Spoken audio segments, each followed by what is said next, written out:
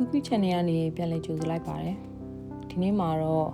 မင်းညူရေးထားတဲ့ငါကျူးလွန်မိတဲ့ကံတစ်ပါးဟာမင်းမဲဆိုတဲ့စာအုပ်လေးကိုဖတ်ပြပေးသွားမှာပါအပိုင်းတစ်ဘယ်တော့မှပြန်မဖတ်တော့ဘူးဆက်လည်းမရေးတော့ဘူးဆိုပြီးတင်ထားခဲ့တဲ့အဆုံးမရှိသေးတဲ့ဇာတ်လမ်းလေးလွန်ခဲ့တဲ့14နှစ်ကရေးပြခဲ့တဲ့နောက်ဆုံးအချက်နောက်ဆုံးစာမျက်နှာကျမအတွက်နောက်ဆုံးရင်နာစရာဖြစ်ပျက်ကလေးပေါ့အခန်းပရင်ပေါက်ကနေမိုးဆက်လေးတွေကိုမြင်နေရတယ်။တဲကြီးမဲကြီးရွာနေတဲ့မိုးဟာကျမတို့ဘာငူဖို့ဖော်ခေါ်နေသလိုအရင်လိုပေါ့ပေါ့ပါပါမိုးရွေတဲ့ထွက်ပြေးဆော့လိုက်ရအောင်လဲကျမခြေထောက်ကရင်လိုမဟုတ်တော့ဘူး။ကျမလူတယောက်ကိုလွမ်းနေပြီးတော့ငိုချပစ်လိုက်ခြင်းနဲ့ဒီစာအုပ်လေးကိုလည်းပြန်လည်ခန်းစားကျင်နေတယ်။အဲဒီနေ့ကလည်းမိုးရွေတဲကြီးမဲကြီးရွာနေခဲ့တယ်။အဆောင်ငိုစပြောင်းလာတော့တငယ်ချင်း2ယောက်ရောင်လဲနေပါပဲ။သူ့နာမည်ကတက်လွင်နဲ့ကျမကတော့ငဲလို့ပဲခေါ်တယ်။ကျမကတော့ငဲကမေးလို့ခေါ်တယ်။ကျမနာမည်ကမြူနှင်းမေငဲနဲ့တငယ်ချင်းဖြစ်တာ3နှစ်လောက်ပဲရှိအောင်မယ်။ဒါပေမဲ့ငဲကကျမစိတ်ကိုနားလဲတယ်။မျှဝေခံစားပေးနိုင်တယ်။ကျမကိုမျက်ရည်ကျမခံတဲ့သူမျိုးပေါ့။ကျမပြုံးနေရင်သူပါပြုံးနေတတ်တဲ့ငဲကကျမအတွက်တော့အကောင်းဆုံးတဦးပြီးတော့တငယ်ချင်းပါပဲ။မေအဲ့ဒါဘာလုပ်နေရတော့မွေးချိုးနေရလေဟာကလေးလည်းမဟုတ်ပဲလာတော့သူများတွေမြင်ပြောနေအောင်ပဲလာပြီးတော့နေမကောင်းဖြစ်လိုက်မယ်ဟဲ့မွေးတွေနဲ့အတူကလေးတယောက်လိုစော်ကစားနေတဲ့ကျမကိုဖျားမှဆိုလို့ခန်းထဲကနေတဆူဆူတပူငယ်ကအိုးရိပ်ခေါ်နေခဲ့တယ်လာပြီဘာမှလည်းမသိဘူးငယ်ကသူများချိုးလို့ကောင်းနေရအောင်ဖျားမှဆိုလို့ရာသီဥတုကပုံမှန်လည်းမဟုတ်ပဲနဲ့ဒီထက်ချိုးလိုက်အောင်ပဲဒီချိုးပြီးရင်လာခဲ့ခေါင်းတုပ်ပေးမယ်ဒရိုင်ယာကပြက်နေရဲ့တင်နေဆောင်သေးဆိုပေမဲ့ဘေးခန်းပေါ်တွေနဲ့လည်းစကားမပြောနှစ်ယောက်တည်းပေါ့ပါနေပြခဲ့ကြတယ်ငယ်ကမနေ့7 နာရီဆိုအလုပ်သွားအောင်မို့မနေ့စာကိုပြင်ပေးခဲ့တယ်နေ့လယ်စာကိုတော့နှစ်ယောက်စလုံးပြင်มาစားကြတယ်ပြီးတော့ကျမကအချိန်ပိုင်းလုံးတာမို့ညနေ3 နာရီဆိုအဆောင်ကိုပြန်ရောက်တယ်ညနေစာကိုကျမကတာဝန်ယူတယ်အားရင်တော့စာထိုင်ရေးတယ်ကျမကစာရေးဆရာမတိတ်ဖြစ်ချင်တာကိုတောက်တကားခောက်တန်ကြောင့်တော့ဖွင့်ကြည့်လိုက်တော့ဘေးခန်းကအမကြီးညီမလေးတို့ကအစ်စ်ပြောင်းလာတဲ့သူတွေလားဟုတ်မှလာလေးထိုင်မအောင်ဆိုပြီးထိုင်ကုန်ယူပေးလိုက်ပေမဲ့စိတ်ထဲတော့ငယ်တည်ရင်စူတော့မှာကိုစိုးရိမ်နေခဲ့တယ်နှစ်ယောက်မဟုတ်လားဟုတ်ငယ်ကအလုပ်သွားပြီညီမလေးကရောညီမကခဏနေမှသွားရမှာချိန်ပိုင်းလို့ဆိုတော့လေဩညီမတွေလားနှစ်ယောက်ကမဟုတ်ဘူးတငယ်ချင်းတွေမှဩအင်းမကဘာရင်မဟုတ်ပါဘူးဘာလေးမြတ်ကူညီရမလဲလို့ဩရပါတယ်ကျေးဇူးတင်ပါတယ်မရဲ့အမနာမည်ကမမော်လို့ခေါ်တယ်တကူဆိုဘေးခန်းကတ်ဆိုတော့လမ်းခေါ်လိုက်နော်လိုရာပြောသိလားကူညီပေးမယ်ဟုတ်ကဲ့မလို့သာပြောလိုက်ရတာသူ့မျက်လုံးတွေကိုသဘောမကျအခန်းကိုနေရာစိလိုက်ကြည့်ပြီးမင်းနေမြန်းနေလိုက်တာများကြည့်လို့မရတော့တာနဲ့မေးအလုပ်သွားဖို့လှုပ်လိုက်အောင်မယ်နော်ဩအေးဒါဆိုအမလည်းပြန်တော့မယ်လှုပ်ဆိုပြီးထွက်သွားတယ်ညနေရောက်တော့မေးပြန်ရောက်ပြီနော်အေးရေချိုးလိုက်အောင်ငါသမင်းကူထားမယ်ငယ်ပြီးရင်လားပူလေးစားကြမယ်ပြီးပြောစရာရှိတယ်ဩမနေ့ကလေးငယ်ဟိုဘက်အခန်းကမမော်ဆိုတာလာသေးရဲ့သီလားဘာလာလောက်တာဟိုမေးတီမေးလားဆက်ဆူတာနေမှာပေါ့မျိုးလုံးကလည်းခန်းရဲ့နေရာစုံလိုက်ကြည့်ရဲ့သီလားဘာလို့ဖွင့်မေးလိုက်တာလဲမေးကမသိဘူးလေအင်ရှင်လားလို့ပေါ့မဖွင့်ပေးရင်ရောကောင်းမှာမလားကောင်းမကောင်းမေးနောက်မဖွင့်ပေးနဲ့လာဆက်စုပြီးရင်ရက်ွက်ထဲအတင်းပတုံးမဲ့ဟာတွေအင်းမငယ်ကတန်ပါတယ်ရက်ဆက်တယ်ရန်ဆိုင်တယ်လို့ထင်ရတယ်လူများကလည်းသူ့ကိုဒီလိုပဲပြောကြတယ်ကျမကတော့ငယ်စိတ်နဲ့ငယ်နှလုံးသားကိုတိနေပြီးသားမို့ဘသူတွေဘလို့ပဲပြောငယ်ဘေးမှာနေတယ်ငယ်ကိုပဲချစ်တယ်ငယ်မှာကျမတိတ်သဘောကျတဲ့ပချိုင်လေးတစ်ဖက်လည်းရှိတယ်ငယ်ကပူလေးကျမကအရက်ရှိပြီးတော့ငယ်ကပြူကျမကပြက်အသားညွညူသပင်ရှိငယ်ကကိုဝဲလေးစန့်ကျင်ဘက်တွေနဲ့ဆိုပေမဲ့လည်းတိုင်ပင်ရပြောဆိုရလွယ်တယ်နားလည်ဖို့ရနှစ်ခါမပြောရဘူးဒီလိုပါပဲမျိုးတူတဲ့စန့်ကျင်ဘက်တန်လိုက်တွေဟာပိုပြီးစွန့်ကျင်ကြတယ်မဟုတ်လားရေမိုးချိုးစားတော့ပြီးကြတော့ပြောစရာရှိတယ်ဆိုဘာပြောမလို့လဲငယ်ဒီနေ့အလုပ်ထဲမှာဟာဆိုပြီးအစားချီလိုက်တာညားရတဲ့အထိပါပဲသူလည်းပဲချိန်အိပ်ပျော်သွားတယ်လည်းမသိကျမလည်းဘယ်ချိန်အိပ်ပျော်သွားတယ်လည်းမသိငယ်ကသူ့အလုပ်ထဲမှာအဆင်မပြေတဲ့အကြောင်းအစာကလေးသာသိလိုက်တယ်မေးငါလှုပ်သွားပြီနော်ငဲခေါ်တန်ကြားမှလန်နိုးသွားခဲ့တယ် ငယ်မနဲ့စာမွေးငါဝယ်ထားတယ်သမင်းနဲ့စားလိုက်နော်မနေ့ကကြာရင်မနေ့စာကိုကောင်းကောင်းလုပ်ပေးမယ်နော်ဟုတ်ယူဆိုင်သွားအောင်ငယ်အော်မေးတော့မလို့မေးလှုပ်သွားရင်လေဆိုင်ကိုဒရိုင်ယာလေးဝင်ထားခဲ့ပေးပါလားအပြန်ကြမှာငယ်ဝင်ယူလိုက်မယ်လေအခုကဆိုင်မပွင့်သေးလို့ဟုတ်ကားကိန်းနောက်ကဆိုင်လေးတိတယ်ဟုတ်လား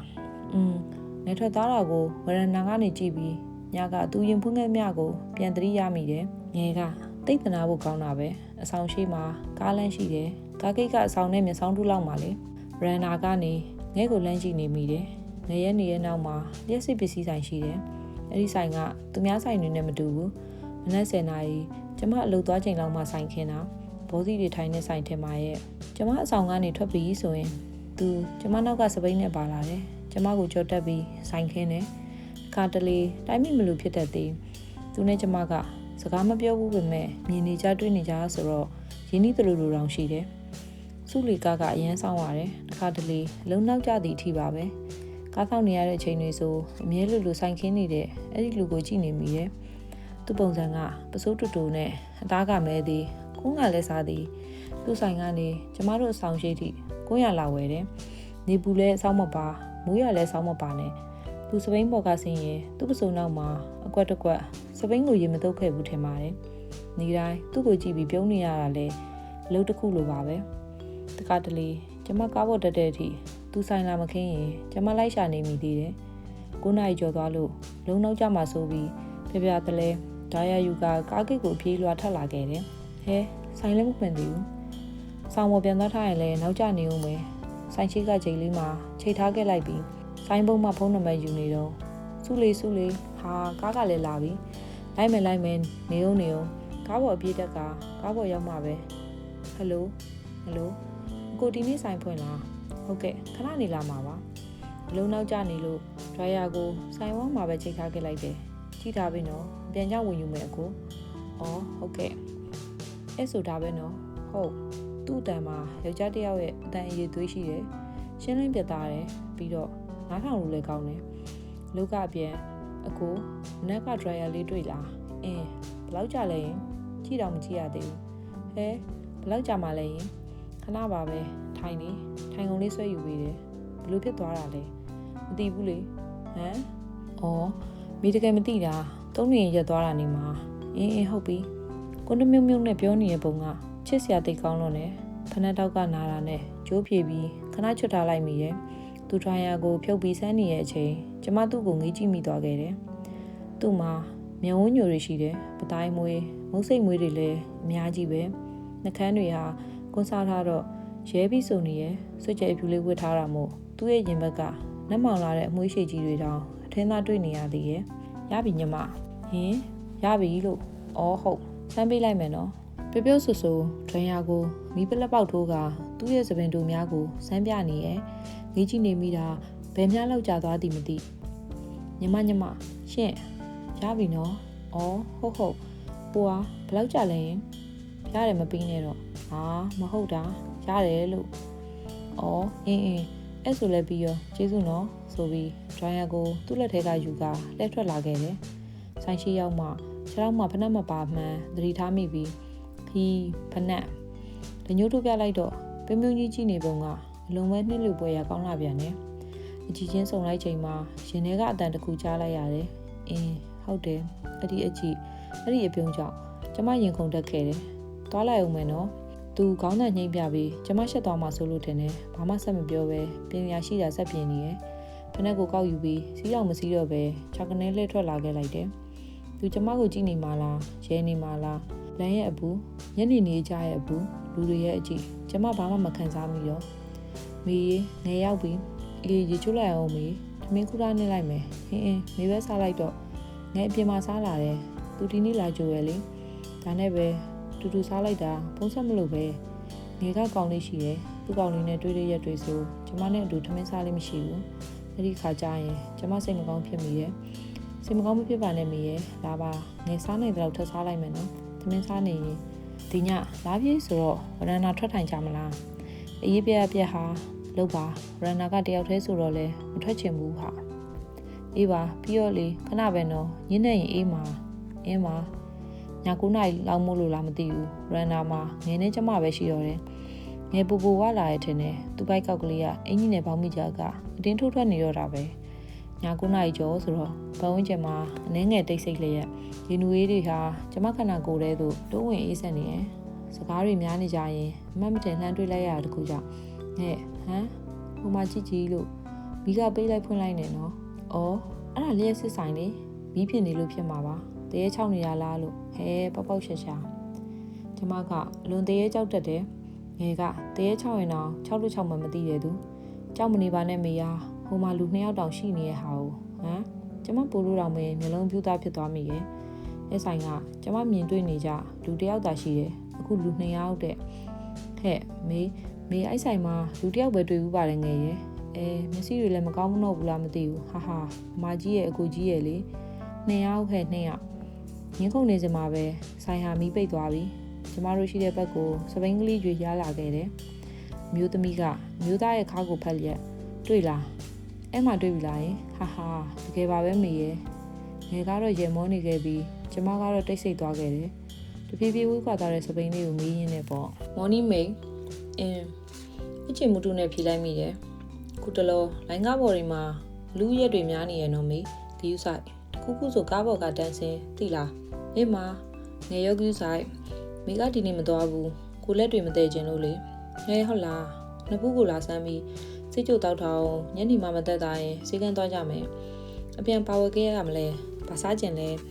ဟင်းရတယ်ငယ်စေးတောက်ပြီးအိတ်လိုက်မယ်တက်တာသွားမှာပါအင်းမတက်တာအဆူလဲသွားတော့မယ်နော်ဟုတ်ယူဆိုင်တော့ငယ်ကားပေါ်မှာအင်းမမေမနေ့စာထားစားပြီးဗရန်နာမှာလက္ခဏာလျှောက်တော့အခုဆိုင်ဘက်ကိုကြည့်မိလိုက်တော့ဆိုင်ကမဖွင့်သေးကျမ်းမြေဟာနေပူနေတယ်ဒါပေမဲ့ခြေထောက်တွေကမရွေ့အခုအလာကိုစောင့်နေပုံရတယ်ခဏကြာကားလန်တစ်ဖက်မှာအခုစပိန်နင်းလာတာကိုတွေ့လိုက်ရတယ်ကျမသူ့ကိုကြည့်နေသလိုသူလည်းကျမကိုကြည့်နေမှာပါပဲအခုစပိန်နောက်မှာကုန်နေငါးကြီးတခဏလေးအတွင်းမှာစပိန်ကကျိုင်းခွက်တဲ့ကိုတစ်ချက်ချော်သွားတော့ကျမရင်နဲ့ထိတ်ခနဲလန့်သွားမိတယ်အခုကစပိန်ကိုဘေးချရက်လိုက်ပြီးကျမကိုလှမ်းပြုံးမြသေးတာအဆောင်ရှိက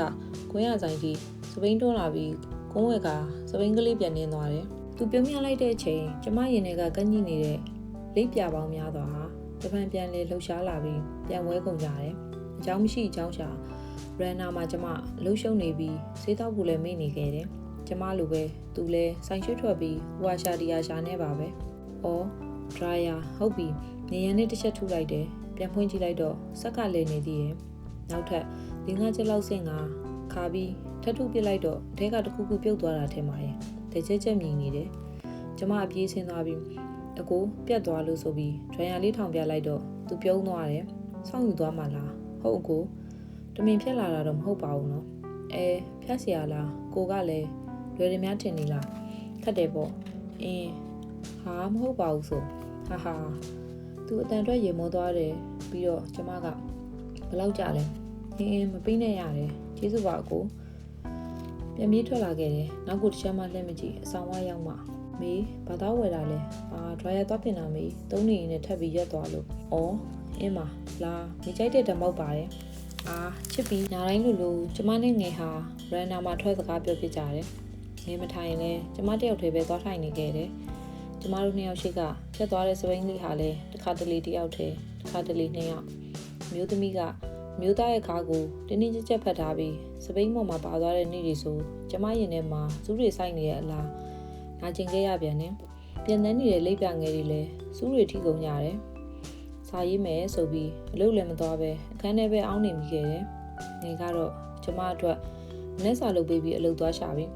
မနေ့စာစားပြီးဗရန်နာကိုထွက်ကလမ်းလျှောက်နေမိရဲ့အခုဆိုင်ကိုကြည့်လိုက်တော့ချိန်က12နာရီကျော်နေပြီဆိုင်ကမဖွင့်သေးဟယ်လိုအကိုပစ္စည်းဝယ်ခြင်းလို့လေဆိုင်မဖွင့်သေးတာလားယင်ဟုတ်ခဏနေမှထွက်လာမှာဘာဝယ်မလို့လဲရေးကြည့်လားရေးမကြည့်ပါဘူးရတယ်ကိုဒီပလက်ကောင်းလေးဝယ်ခြင်းလို့ခဏနေမှလာခဲ့နော်ဟုတ်ဒါပဲတော့အကိုဟုတ်တိတ်မကြအကိုဆိုင်လာဖွင့်နေနောက်ကလိုက်သွားပြီးဒီပလက်ကောင်းတစ်ခုခုနကဖုန်းဆက်တာမင်းလားဟုတ်ခဏတော့ဆိုင်ဖွင့်အောင်မယ်ဟုတ်ဒရိုင်ယာကိုပြတ်သေးလားပြုံးရကသူမေးတယ်မပြတ်တော့ဘူးကိုဒီလိုနဲ့ကျမဟာအကြောင်းမရှိအကြောင်းရှာဈေးသွားဝယ်ပြီးဒီပလက်ကောင်းများလဲကျမစီမှာပုံရောလို့ပါပဲဝယ်စရာမရှိရင်လဲရန်နာမှာသူ့ကိုထွက်ငေးမောနေမိတယ်သူ့ဖုန်းနံပါတ်လေးကိုလည်းအ အမည်မသိပေမဲ့ contact ထဲမိသည့်ပုံလေးတွေနဲ့မှတ်ထားလိုက်တယ်အပိုင်းနှစ်အချစ်ဟာဤများလောက်နာခြင်းရ၏ကျမအိုင်လေးကအကိုဆိုင်မှာမရှိမဲ့ပစ္စည်းတစ်ခုကိုမေးလိုက်ပြီးအကိုဘိုင်ဘာသုံးလားမေပုံပို့ပေးလိုက်မယ်အဲ့ဒါလေးလိုချင်လို့မှာပေးပါလားရတယ်မဟုတ်လားယင်အရေးကြီးနေလို့လေပို့လိုက်လေသူ့စကားကလူရင်းတူရှင်ပြတ်သားလာတယ်ဟိုင်းအကိုမေပါပစ္စည်းမှထားရလေဒါလေးအကိုဈေးတွေရော site တွေရောသိချင်လို့မီးဝိုင်းပုံစံလေးပို့ထားလိုက်တယ်ကိုကဘိုင်ဘာသိမ့်မသုံးပြဘူးထင်တယ်ကျမစာပို့ပြီး2ရက်လောက်ကြာမှပြန်လာတယ်ရှာပေးမယ်ရှာမရရင်သွားပေးမယ်အကောင်းပြောနေရအကိုစမနေနဲ့ကိုလည်းအကောင်းပြောနေရပါကျေးဇူးပါရှာပေးမယ်ဆိုရင်လည်းကျမလှုပ်သွားချိန်တိုင်းအကိုကိုပုံမှန်တွေ့ရတယ်အလုပ်ပြန်ချိန်တွေမှာလည်းအကိုဆိုင်ရှိကပဲဖျက်လျှောက်ခဲ့မိတယ်ခါတလေမျိုးသမီးတို့ကိုပါအကိုနဲ့ရှင်တွဲတွေ့ရတယ်သမင်းတူစားပြီးရေရေမောမောစကားပြောနေကြတယ်အဲ့ဒီခိုက်တန့်တွေဟာအသက်ပါပျောက်သွားနိုင်ပါတယ်အဲ့ဒီမျိုးသမီးဟာဘယ်သူလဲရေရရလည်းမသိအကိုနဲ့ဘာတော်တယ်လဲတိချာလည်းမသိဘာကြောင့်မို့အတူရှိနေရတာလဲတစုံတစ်သားမှတိတိကျကျသိကျင်လာမိတယ်ဒီနေ့ညကရန်နာမှာအတူထိုင်နေငဲကိုငဲမေလေးလူတယောက်ကိုချစ်မိနေပြီထင်တယ်ဟဲဘယ်သူလဲမေပြောရင်ငဲစိတ်ဆိုးမှလားဘာလို့လဲဘယ်သူမို့လို့လဲရင်မေခုနောက်ပိုင်းရန်နာကိုထထထိုင်နေနေတာဘာလို့လဲသိလားတတိတော်ထားမိပါတယ်ဒါပေမဲ့လေးချင်းခံရင်လို့ပဲလို့ထင်တာအဲ့ဒီချိန်မှာစပိန်ကလေးဟာကျမတို့ရှိရာဘက်ကိုတဖြည်းဖြည်းရွေ့လာနေခဲ့တယ်သူပေါ့ငယ်မေသူ့ကိုချစ်မိနေပြီထင်တယ်ဟာမေရဲ့ငါ့ကိုလာနောက်မနေပါနဲ့ရုတ်တီကြီးနဲ့ဒေါ်သမ်းမဟာမဟုတ်ဘူးငယ်မေတကယ်ပြောနေရမေသူ့ဖုန်းနံပါတ်ကိုသိရဲ့ဘိုင်ဘာမှာလဲစကားပြောဦးတယ်ကြောင်းမရှိပဲလဲသူ့ဆိုင်ကိုဈေးတော်ဝယ်မနေမိတာငယ်ရဲ့မိပလက်ကောင်းနေလေမယုံဘူးမနောက်ဆန်းနဲ့မေရဲ့ခန်းထဲပြေးဝင်ပြီးမိပလက်ကောင်းနေနဲ့ခေါင်းအောက်ကစာအုပ်ကလေးယူကဒီမှာကြည့်ငယ်မိမညာဘူး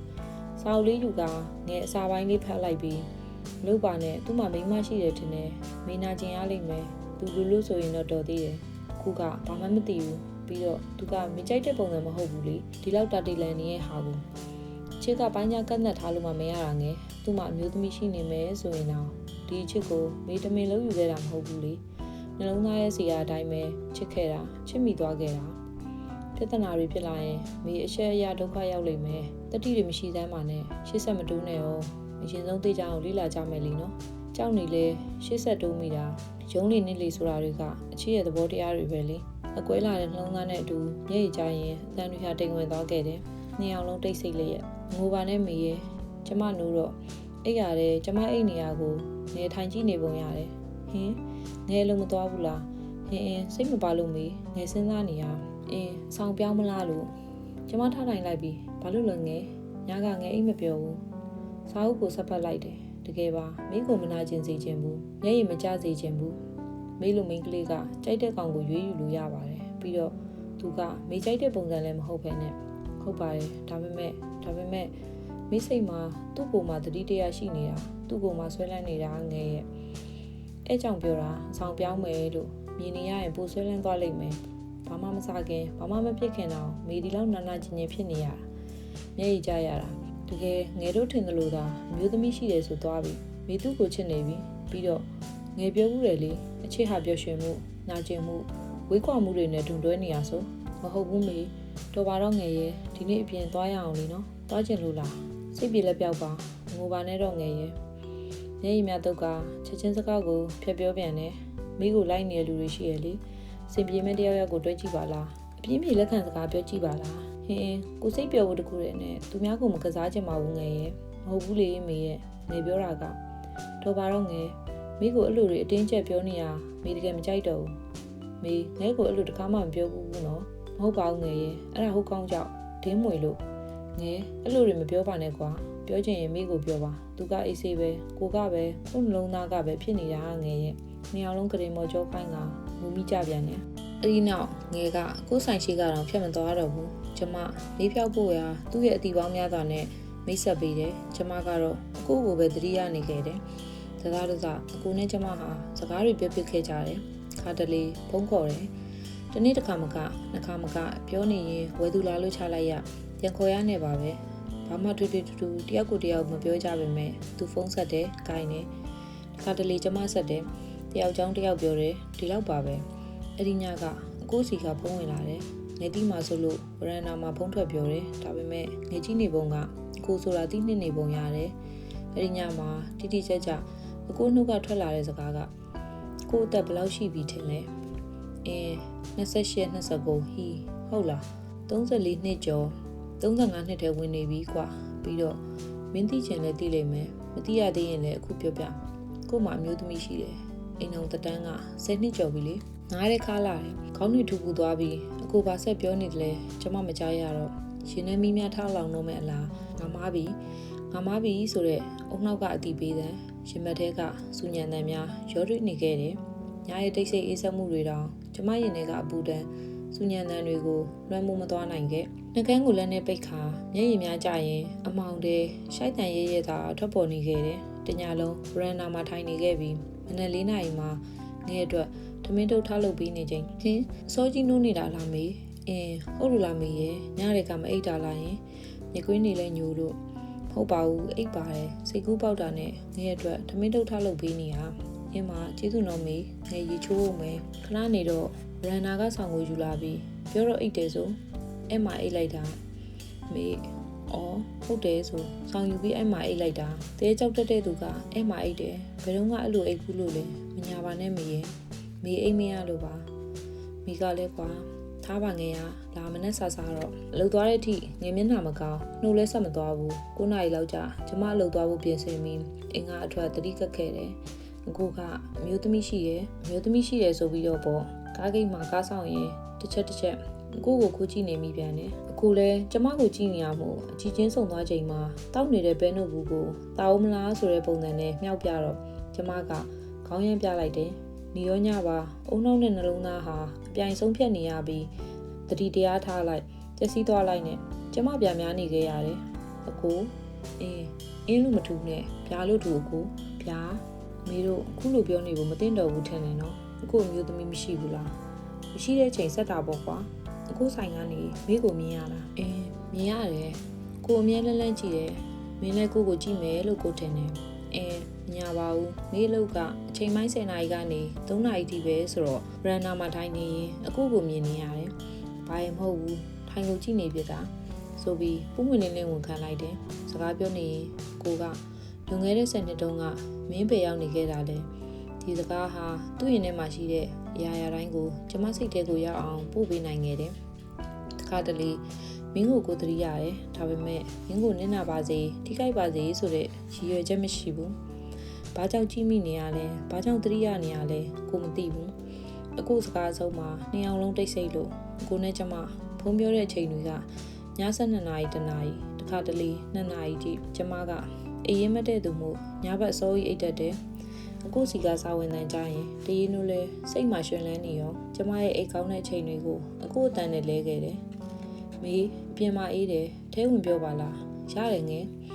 ကဆောင်းယူပြီးကျမခန္ဓာကိုယ်ကိုပတ်ပေးသွားတယ်ဒီလောကလုံးကိုမေးပြီးရှင်ထဲမှာကန့်ညိနေတဲ့လိပ်ပြပေါင်းများသွားဟာပြန်ဝဲနေတယ်ပေါ်ပါနေတယ်ပြီးတော့ပျော်ရွှင်နေတယ်အခုတန်ကိုကြားနေရတာနဲ့တင်ကျမကဘာဟာအရာပြည့်စုံနေခဲ့တယ်နှလုံးသားကသာနိုင်ရနေခဲ့ပြီမို့ဒီလိုနဲ့3 ရက်4 ရက်5 ရက်6 ရက်အခုမှပြောစရာရှိလာရင်ကျမအမေရဲ့အစိုးအချစ်ဆိုတာမပြောလဲသိနိုင်တဲ့ဒါပေမဲ့ကျမစကားမဆက်ခင်မှာပဲအခုကကိုမင်းကိုချစ်တယ်တကယ်ရမ်းချစ်တယ်မေအတန်ဟာစောကားထပ်ပို့တိုးသွားတယ်ဘာလို့တူတူလေးပြောရလဲအခုအဲ့လိုတိုးပြီးပြောရင်ရှင်ထဲပိုရောက်တယ်တဲ့တစ်ချက်ပြုံးလိုက်မိရဲ့ရှင်ထဲလဲနှွေးထွေးသွားတယ်ဒီစကားတွေဟာဖြူစင်ပါတယ်လို့ကိုပြောမထွက်ပါဘူးဒါပေမဲ့မင်းကိုမနာကျင်စေခြင်းမူဒါကိုတော့ယုံပါပြီးတော့မင်းချစ်မချစ်ကိုနှလုံးသားထဲမှာတော့မင်းကိုတည်တဲ့အထိချစ်သွားမှာပဲဘလို့များပြောလိုက်တယ်လေကိုရဲ့ချစ်တာပေါ့မေသိချစ်တာပေါ့ဒီအချိန်မှာအချစ်ကိုချစ်တယ်လို့ကျမရိုးသားဆုံးဖွင့်ပြောခဲ့တယ်ဘာစည်းပါပေါင်းထဲမှာအချစ်ကိုမတိုင်းထွာခဲ့ဘာအမည်မှလည်းမတက်ခဲ့ဘူးကိုမင်းပေါ်မတရားရကြနေမလားဘာလို့လဲကိုမင်းကိုဒီတိုင်းလေးပဲရှိစေချင်တယ်ကျမကပုံမွေလင်းလေးပဲပြန်ပြောလိုက်တယ်ကိုတကယ်လဲချစ်တယ်ကိုကလည်းပြန်သဘောကျနိုင်တယ်ဘဝကိုပူလုံထားနိုင်ရင်ယူရမှာပဲအကိုမဖြစ်နိုင်တဲ့စုံတယောက်ကိုရှင်ထဲမှာထားပြီးလွှမ်းမယ်ဖြစ်နိုင်တဲ့စုံတယောက်ကိုနားမှာထားပြီးပါရမီဖြည့်မယ်ဘဝတွေဟာ ဒီလိုပဲရှင်သန်ကြရတာမဟုတ်လားကိုရဲ့မင်းစင်ပြေရင်ကိုချင်တတ်ပါတယ်ပြောအောင်နေပါကလေးရဲ့ကိုကတော့မင်းကိုအမြဲတမ်းရနေမှာပြီးတော့ဆက်ချစ်သွားမှာပါအသက်ရှူခံများရက်တက်နဲ့တိုင်အောင်ဝန်ချက်ခဲ့ရတယ်မျက်ရည်တွေပါးပြင်ပေါ်ကျဆင်းလာပြီးကျမသိလိုက်ရတယ်ချစ်ဆိုတာဤများလောက်နာခြင်းရ၏အပိုင်း3 only let can had like that အဲ့ဒီကကိုနီညူအောင်လေးဝတ်ထားတယ်အကူနဲ့တိတ်လိုက်တာပဲကိုဒီနေ့ငယ်ချင်းတွေအိမ်သွားအိမ်မှာလို့ကိုစီကဆောင်ဝင်လာတယ်တောက်မစားမယ်ပေါ့ဟုတ်တာပေါ့ဗျာဆိုင်သိမ်းပြီးကျမရှိကသူ့စပိန်ကလေးဖြစ်သွားတယ်ကျမကိုကြောက်ခိုင်းပြီး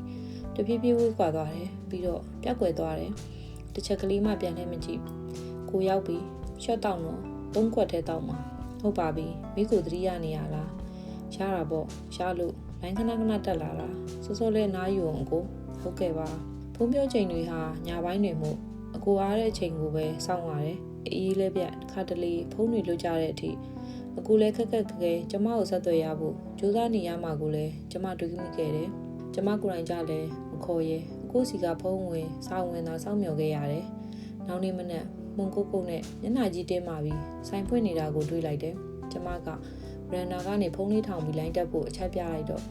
အကိုဘာဖြစ်နေရလဲညနာကြီးကတင်းမာပြီးတော့အေးမွားလို့လေသူ့အဖေကသိချစ်စရာကောင်းလို့နဲ့အကိုဗျာမိမွေးနေ့ကိုမှတ်မိလား1988နှစ်လပိုင်း12လမစင်းသားမတွေ့ဘူးပဲခုနှစ်တစ်ခုကိုသူချက်ချင်းမဲ့ရွတ်ပြတော့ကျမအံ့ဩသွားခဲ့တယ်ကျမအကိုကိုတခါပဲပြောဘူးပဲမဲ့အကိုလွှဲရနေခဲ့တယ်ကိုမွေးနေ့ကိုတော့မနေစင်းသားရတဲ့အမျိုးသားဟာကျမမွေးနေ့ကိုတော့လွှဲရနေတဲ့နေ့ရက်တိုင်းမှာအုံနှောက်နဲ့နှလုံးသားအချိန်ပြည့်လွန်ဆွဲနေကြတယ်ကျမနှုတ်ကအကိုမင်းနဲ့စကားမပြောဘဲနေနိုင်တာနေနိုင်နေလိုက်ပါတော့လားယင်မနေနိုင်လို့ပေါ့ကွာနေနိုင်လို့ပေါ့တင်ဝင်သားတဲ့သူ့အတန်ဟာကြွေခွဲလန်းစုပ်ဖွယ်ရာကောင်းနေရဲ့နှစ်ယောက်သားတိတ်ဆိတ်သွားပြီးတော်ကြမှကိုမင်းစကားကိုနားထောင်နေတော့မင်းမြင်နေကြားတယ်မဟုတ်လားမသိချင်အောင်ဆောင်ပြီးကျမကဘာတွေလဲရင်ဟာကိုစပိန်ကိုရေတုပ်ပြီးစီးရဲ့လေနေပူပူမိုးရွယ်ရွာအဆောင်ပါတယ်လေကုန်းလေးလျှော့စားတယ်ဆိုင်လဲအစောသိမ့်နေကွာမင်းမတွေ့ဘူးလားအဲ့ဒါဘာဖြစ်လို့လဲကိုထူးဆန်းမှမဟုတ်ပဲကို့အတွက်ကောင်းတာပဲဟာဦးအဲ့ဒါမင်းစကားကိုနားထောင်လာလေမင်းကိုစိတ်ထဲရှိနေရအောင်လေကွာမေးသိပါတယ်စားလိုက်တာပါကိုရဲ့မင်းတော့အိတ်တော့နော်ဖုန်းပြောပြီးကျမအိတ်ရတဲ့ဝင်ချိန်တွေမှာငယ်နှစ်ချက်အိတ်ပျော်နေခဲ့ပြီငယ်ပချိုင်လေးမမြင်ရတာတော့ရက်တော်ကြခဲ့ပြီ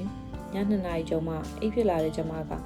မနက်ငယ်ပဲချိန်အလုပ်သွားလည်းမသိတော့ကျမအလုပ်ချိန်တော့ကျမအလူရက်ပြေးဝင်နေခဲ့ရတယ်ငယ်ပြန်လာရင်စားဖို့ထမင်းချုပ်ခူးပေးထားမိတယ်အရင်လိုထမင်းလက်စုံမစားဖြစ်တော့ငကိုစီကစားဒါမှမဟုတ်ဖုန်းဝင်လာတဲ့အခါချက်ချင်းပြန်ပြောရမှာမဟုတ်ရင်သူမအားမဆိုးလို့အလုပ်တွေကိုကြိုးလုပ်ထားရပြန်တယ်ဒါပေမဲ့လည်းနေကအရာရာကိုနားလည်းပေးခဲ့တယ်မေးထားတော့လေဒီနေ့မေးကြိုက်တဲ့အုံနှုတ်ခေါက်သွဲချက်ထားပေးတယ်အများကြီးစားတော့ကောင်းမလေးပိန်သွားလိုက်တာဆိုပြီးကျမစပင်တွေကိုတက်တင်ပေးကငယ်မိကိုဘယ်လောက်ချစ်ဘယ်လောက်ခင်လဲဆိုတာမေးသိတယ်မဟုတ်လားမေးသိပါတယ်ငယ်ဘယ်လောက်ဆိုးတယ်ဆိုတာရောသိတယ်မဟုတ်လားမိကိုအရှက်ရစေတဲ့နေ့ငယ်သူ့ကိုတတ်မှာငယ်မိကိုမနာကျင်စေခြင်းဘူးတခုတော့အမြဲတမ်းထားပါအချစ်ကနေရာတိုင်းအသုံးမဝင်ဘူးအချစ်မှာသတိရှိရမယ်အယုံမလွယ်နဲ့မိလှုပ်သွားတော့မယ်နော်ငယ်ကတမှုရှိတဲ့စကားများစွာကိုပြောသွားတယ်ငယ်သူ့ကောင်လေးနဲ့ပြတ်သွားပြီလို့ပြောတော့ကကျမနှစ်သိမ့်ဖို့မအားခဲ့အကူနဲ့ဖုန်းပြောနေခဲ့တယ်တောင်းမှမာတယ်ငယ်ရဲ့အကူဗျာမိလက်ဆောင်ပေးရင်အကူလက်ခံပါလားတလုံးနားမှာထားမှာပေါ့အကူကိုနားထောင်စေခြင်းနဲ့တခြင်းတွေရှိတယ်နားထောင်မလားပြောလေဘယ်တခြင်းလဲ only let can had like that အညာကအကူကိုနားထောင်စေခြင်းနဲ့တခြင်းတွေအကုန်လင်းချပြီးပို့ပေးလိုက်တယ်14ပုတ်အကူဟုတ်ကဲ့ပါဗျာတခြားနားထောင်လိုက်မယ်နော်ညတွေမှာကျမဟာကိုယ့်ထက်အသက်10နှစ်မြကြီးတဲ့အမျိုးသားကိုအချစ်ရာဇဝင်ပုံမြင်ဇလန်းတွေအကြောင်းပြောပြနေခဲ့သေးတာအကူဗျာနားမကြီးဘူးလားမကြီးပါဘူးချစ်စရာလေးဟာကိုအတန်ကဆွဲဆောင်မှုရှိတယ်တီတတာလေးအိုးမြောက်ပြီးအကူကတကယ်ပြောတာဘုံမချချင်လောက်အောင်ပဲဆိုကမှချိန်ကိုကြည့်မိလိုက်တယ်အကူမေးပြန်ခေါ်ပေးရမလား2 နာရီကျော်နေပြီဖုန်းပြောတာအကူပေးတွေကုန်နေဦးမယ်လေရတယ်ခုံမစီပေါ့ဟာအကူကလည်းဘယ်ဟုတ်မလဲမေးပြန်ခေါ်ပါမယ်ချပါတယ်ဆိုအင်းမအဲ့ဒါဆိုလေဟိုပါလေတခုမေးလို့ရမလား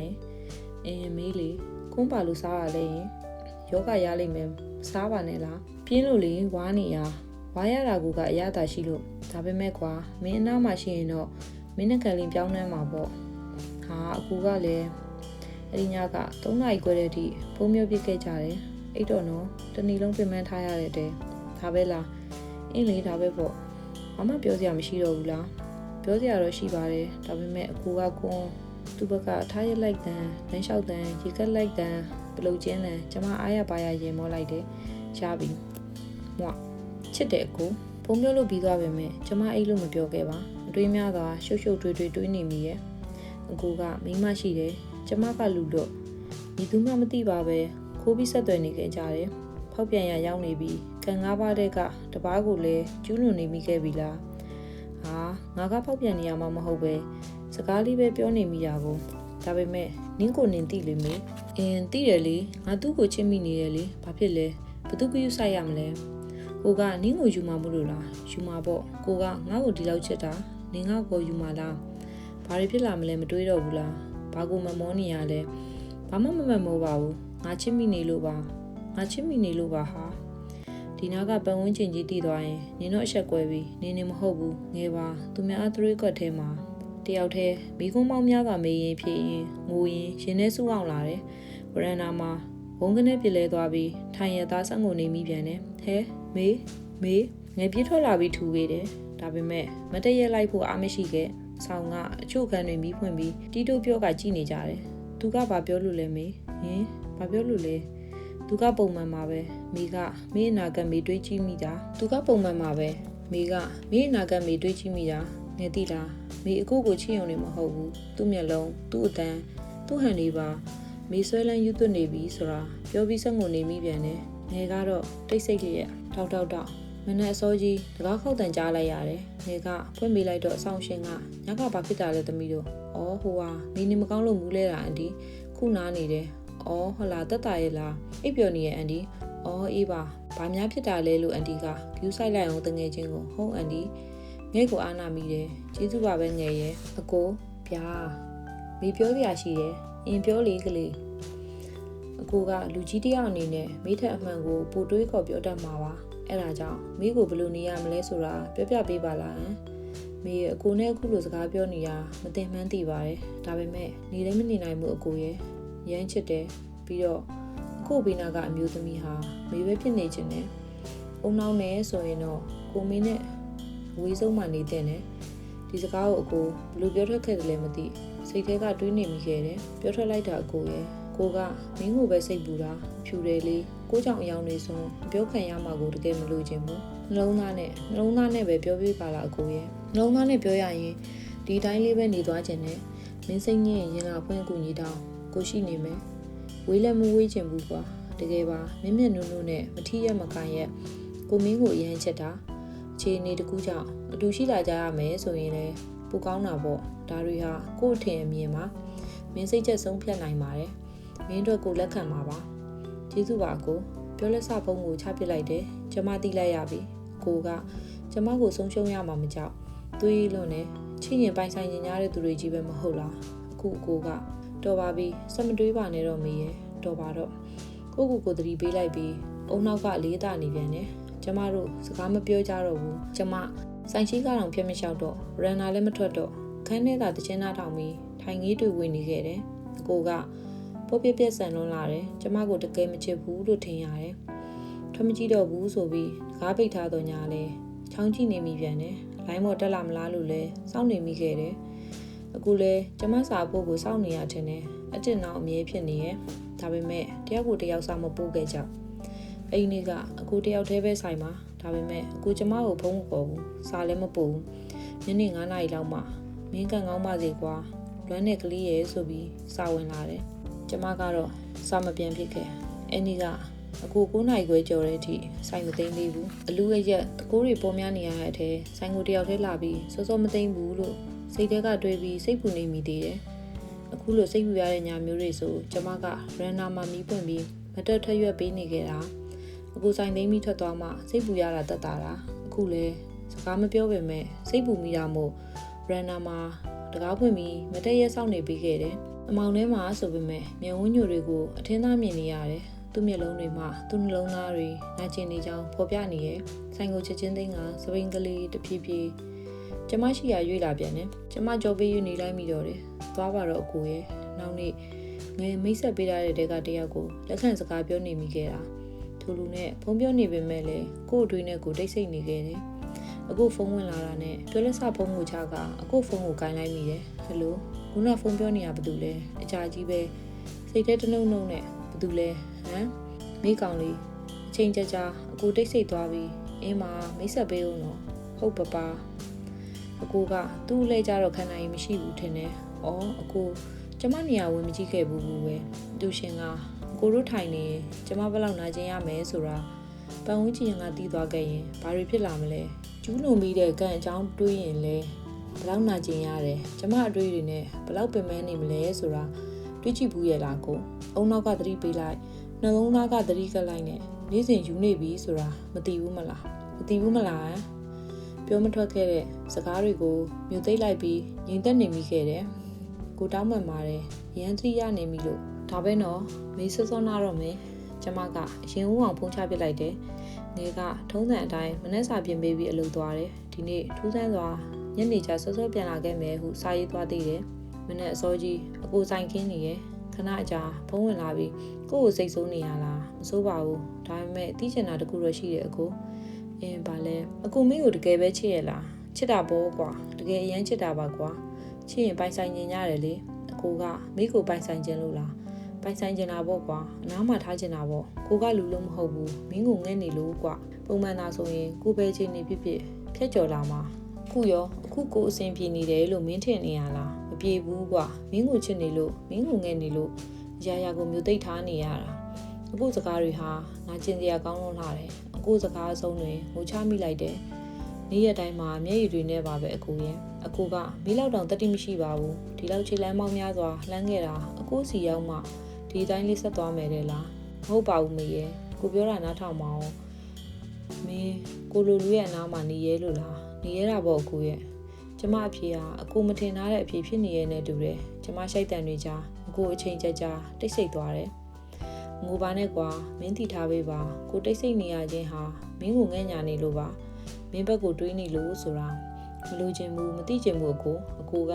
မင်းလောက်တောင်တတိမရှိဘူးအကိုမင်းကိုတကယ်မချစ်ဘူးမချစ်ခဲ့ဘူးဟုတ်တယ်မလားချစ်တယ်ဆိုတာအကိုညာခဲ့တာမလားညာခဲ့တာဟုတ်တယ်မလားလို့မေးရဲ့ဖုန်းချပြလိုက်ပြီးထိုနေ့တစ်နေ့လုံးကျမငိုနေမိတော့တယ်အပိုင်းလေးအချစ်ဟာအနဲ့ရတာနဲ့ပြည့်စုံတဲ့နှစ်လိုပွေရာအစိတ်ခွက်ပဲမေးငယ်ရောက်ပြီနော်ဟဲလုံသွားတာလားငယ်ဒီနေ့ဘာလို့စောစောပြန်လာလဲသိလားဒီနေ့ငယ်မွေးနေလေကျမအလုံးဝမ်းနေမိရဲ့မိနေလိုက်တာတောင်းပန်ပါတယ်ငယ်ရဲ့မေးဘာမှမပါဘူးမေးရဲ့ငယ်နားလဲပါတယ်ပြင်မသွားတော့ဘူးဘာစားချင်လဲဘာလုပ်ချင်လဲငယ်လုပ်ပေးမယ်အော်တောက်ကြမလားငယ်သဘောပါပဲလင်းညာကဗရန်နာမှာငယ်နဲ့ကျမအတူတောက်ကြတယ်အရင်ကအရက်ကခါတယ်ထင်ရပါမယ်အကူနဲ့တွေ့ပြီးနောက်ပိုင်းအခုချစ်ကပူကားကြောင်သိခဲ့ရတယ်အကူဆိုင်သိမ်းနေပြီးရေတတေးတာမြင်ရတော့တယ်ငယ်မိဒီကောက်ကိုအပေါ်ကနေပလင်းနဲ့ထုခွဲရက်လိုက်ရမလားလှုပ်ချင်ရင်လှုပ်လိုက်လိမ့်မေဟုတ်ပြီငယ်လက်တမ်းများကိုကိုင်းကမတက်ထားရိုက်လိုက်ချင်းကျမမြင်နေကြလို့မဟုတ်ပဲအခုနောက်မှာအခုမျိုးသမီးပါလာတယ်ငယ်တွေ့ရလားငယ်ဘာမှပြန်မပြောပလင်းနဲ့ကိုကောင်းကိုသာရိုက်ခွဲလိုက်မိရဲ့ကျမ်းမြင့်မော်တို့ကျမပြစ်လဲသွားပြီးကျယ်ရီမြင်ရတယ်ပြီးတော့ငဲခေါ်တန်တွေနှုတ်ကလည်းရေရွတ်နေမိတယ်ငါကျူးလွန်မိခဲ့တဲ့ကန်နပါးဟာမင်းမယ်ညလုံးများကိုမိတ်ချပစ်လိုက်တယ်သတိပြန်ရတော့ခေါင်းမပတိစီးထားရပြီးညကရောကိုမနဲ့ရောဘာတွေဘလို့ဆက်ဖြစ်ခဲ့လဲဘာမှမသိဘူးဆောင်းရှင်ကလည်းငယ်ဘလို့တွေတောင်းပန်ခဲ့ရတယ်လဲကျမမသိနိုးပြီလားမေသက်တာလားကောင်းကိုက်နေလားစက်သားဆံမျိုးလုံးနေရခဏနေမှတောက်နော်ညကဘာတွေဖြစ်သေးတယ်ရင်ဆောက်ရှင်ရောဘာပြောသေးတယ်စိတ်မပူပါနဲ့ငယ်ကြီးပြောထားတယ်ဖုံရောမေ့ဖုံရောဒီမှာအခုစီကဖုံးမြောင်းဝင်ထားတာတွေ့ပေမဲ့ကျမပြန်မဆက်ခဲ့လို့တော့လိုင်းဖွင့်လိုက်တော့ဘိုင်ဘာမှာအကိုအတစ်နောင်ဖြစ်နေတယ်ညကဘာဖြစ်တာလဲကလေးကိုကောင်းကိုရိုက်ခွဲလိုက်တာကိုစာကိုချက်ချင်းဖတ်ပြီးအကိုစီကဖုံးဝင်လာခဲ့တယ်ဟယ်လိုပြောပါမေကိုကိုဂတိပေးကွာကိုနာကျင်အောင်မလုပ်ပါဘူးလို့မင်းနာကျင်ရင်ကိုနာကျင်ရတယ်လို့ပဲကွာအခုဟာကိုနာကျင်မှာကြောက်လို့ပြောနေရလားကျမနာကျင်မှာကြောက်လို့ပြောနေရလားဆိုတာကျမဝေခွဲမရ မင်းအတွက်မင်းမဲ့ဖြစ်ဖြစ်ကိုစကားနားထောင်တာပဲဖြစ်ဖြစ်နောက်ကိုနားကျင်အောင်မလုပ်ဘူးလို့ဂရိပေးပါလားယင်ဂရိပေးပါတယ်မလုပ်တော့ပါဘူးကိုဒါပေမဲ့အကိုကြောင့်နာကျင်ရရင်ရောကိုတောင်းမှမှာတယ်ကွာဘာ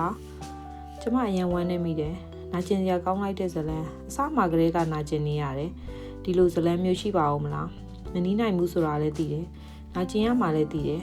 ဒါပေမဲ့နှလုံးသားတွေကချိတ်မိတ်ပြီးချစ်ချင်နေသေးတယ်မုန်းလို့ရမယ်မေးလို့ရမယ်ဆိုရင်မေးတကယ်မုန်းလိုက်မေးလိုက်ချင်တဲ့တိလာအကိုစက်မပြောပါနဲ့တော့ကွာမပြောပါနဲ့တော့ဒါဟာဇလန်းမဟုတ်ဘူးလက်တွေ့ဖို့ပါမေးမင်းနာကျင်ရမယ်ဆိုတာကိုကြိုသိခဲ့ရင်ချစ်တယ်လို့ဖွင့်မပြောခဲ့ဘူးသိလားမီတို့တယောက်ကိုတယောက်တကယ်ချစ်ခဲ့ကြတာပဲမဟုတ်လားယင်ဘာလို့မီတို့ကြောင့်မှဒီလိုတွေခံစားနေရတာလဲဘာလို့လဲအကိုရဲ့ဘာလို့လဲငိုပါနဲ့ကွာဖြေစမ်းပါ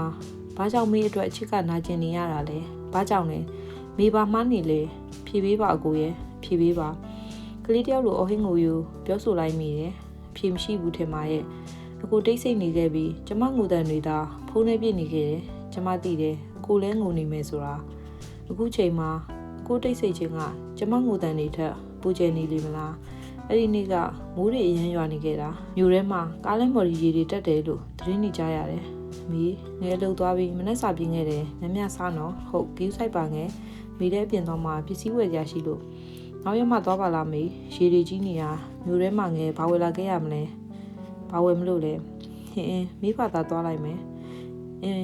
အင်းမဂီးဆိုင်တက်တာနော်ကျမအချင်းကလှုပ်ချင်တာရှိရင်ဘလို့လူဘဲเจ้าညာကားမှအဖြစ်စည်းမကန်အပြက်မကန်တက်ရအောင်လုပ်တတ်တယ်ရေကြီးတဲ့နေ့မှကျမဟာမြန်မာဝစ်စုံကြီးဝစ်လက်ရဝစ်စုံနဲ့ကျမလိုက်တယ်ထင်တယ်အကိုဟာအချီကိုကျမစီကတစ်စက်ကလေးမှမလွှဲအပြင်သွားမလို့လားလူဆိုင်သွားနော်တအင်းနဲ့ကွာကိုချစ်လားချစ်တာပေါ့ဒါဆိုပြုံးပြပါဇက်စစ်ပိတ်ကပြုံးပြလိုက်ပြီးစားနောက်ကရှာလဲထုတ်ပြလိုက်တယ်ကားပေါ်ရောက်တဲ့အထိအကိုစားတွေဇက်တိုက်ပို့နေခဲ့တယ်ထီးယူသွားတယ်ဟုတ်လားကားပေါ်ပြီးဆိုင်နော်ထိုင်ကုန်ရလားရောက်ပြီလားစိတ်မချဖြစ်နေပြီဖုန်းတွေလည်းခေါ်နေခဲ့တယ်ရှည်တွေကဒူလောက်ထိတက်နေရမို့မြ мян ဝဲခြင်းမမဲ့တယ်ပစ္စည်းကရှာမတွေ့မိုးရည်တွေလည်းရွှဲဆိုလျက်2 နာရီကျော်ကြာမှအိမ်ပြန်ရောက်ခဲ့တယ်ဘာသွားဝယ်ရလဲ for you ကို့အတွက်လားခဏနားအောင်မယ်မေးပင်မန်းလာလို့အဲဒီနေ့ကသူဆိုင်ပဲချိန်သိမ်းသွားလဲတော့မသိအစိုးကြီးအိပ်ပျော်သွားခဲ့တယ်ည7 နာရီလောက်သူ့စီကအိပ်ပြီလားလို့စာဝင်လာမှလမ်းနိုးလာခဲ့ပြီးငင်းနိုးမှဆိုလို့တန်ကိုပိတ်ပစ်လိုက်တယ်မင်းဒီနေ့အရန်လှတယ်ဘာတူလဲကို့သမီးလေးကိုပြောတာပါမင်းကဘာမနာလို့ဖြစ်အိုးဖြစ်မဖြစ်ရမနာလို့စရာဘာအကြောင်းရှိလို့လဲမနက်ကရှာထုတ်ပြသွားတာလေးအနားမှာရှိရင်ဆွဲနှမ်းပြစ်လိုက်မှာစတာလေးကိုချစ်လို့ပေါ့ကွာချစ်တဲ့မင်းကလေးရဲ့လွန်ခဲ့တဲ့10 နှစ်ကမင်းပဲရောက်နေခဲ့တာလဲကွာကျမကိုထပ်နာကျင်စီခဲ့ပြန်ပြီမင်းကိုစားဖို့ကျင်လို့ကိုစောင့်နေရအမျိုးသမီးရောရှိတယ်သူကအခန်းထဲမှာအိတ်နေရယ်ကိုကအပြင်မှာစာရီဖြတ်ရလားဖြတ်ပါတယ်နားတော့ဒါပဲနော်ကိုမနဲ့စောလာခဲ့မယ်ဟုတ်တက်တာမနဲ့1 နာရီ 22 မိနစ်မှာဖုန်းတစ်ခါဝင်နေကြာသွားတယ်နောက်မနဲ့2 နာရီ 33 မိနစ်မှာဖုန်းထပ်ဝင်လာတယ်ကျမစိတ်ထဲခုနေရနဲ့ကိုင်ပြီးမှဘာမှမပြောဘဲပြန်ချလိုက်မိရယ်နောက်ဆုံးမနဲ့2 နာရီ 40 မိနစ်မှာစာတောင်ဝင်လာတယ်မိမကမေးနေတယ်ဘာတူလဲတဲ့လိပ်စာကိုမြင်ပြီးချိန်မှာကျမရင်ထဲကပြန်ဝဲနေတဲ့လိပ်ပြပေါင်း1000 မကဟာကျမခန္ဓာကိုယ်ကိုပြန်ကတ်လာခဲ့တယ်အကိုဟာမိမရှိတယ်အခုတည်သွားပြီဒီစာဟာအကိုပို့တာမဖြစ်နိုင်ဘူးအကိုဟာအစောကနှုတ်ဆက်သွားခဲ့ပြီးပြီအိုးမနေ့ကငါ့ကိုရန်လာတွေ့ကြလိမ့်မယ်ငယ်နဲ့ပြဿနာတက်ကြတော့မှာပဲအဆောင်ပြောင်းရမှာဟုတ်တယ်ဆိုတဲ့အတွေးနဲ့ပစ္စည်းတွေထသိမ်းနေမိပြန်တယ်ငါဘာတွေလုံးမိခဲ့ပါလိမ့်ဟင်အကိုရောစာရီဖြဲရလားတွေ့သွားပြီလားသူတို့တွေရန်ဖြစ်နေကြလားမသိဘူးအကိုအစင်မပြေရလားသူရန်ဖြစ်နေချိန်မှာတော့အကိုကိုတွေးစိတ်ပူနေခဲ့မိပြီးတညာလုံးအိတ်လို့မရခဲ့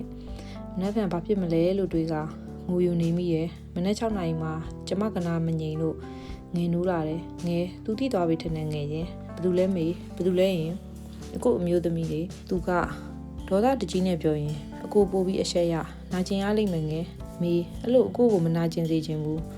ငယ်ရဲ့လောက်ပါအောင်မေးသတိလေးပါလေးထားပါအောင်မေးရဲ့ငယ်အတန်တွေတဲ့ငိုတန်ပါနေခဲ့တယ်နောက်တနေ့မနက်12 နာရီထိအကိုဆိုင်လာမခင်ပို့ပြီးစိတ်ပူခဲ့ရတယ်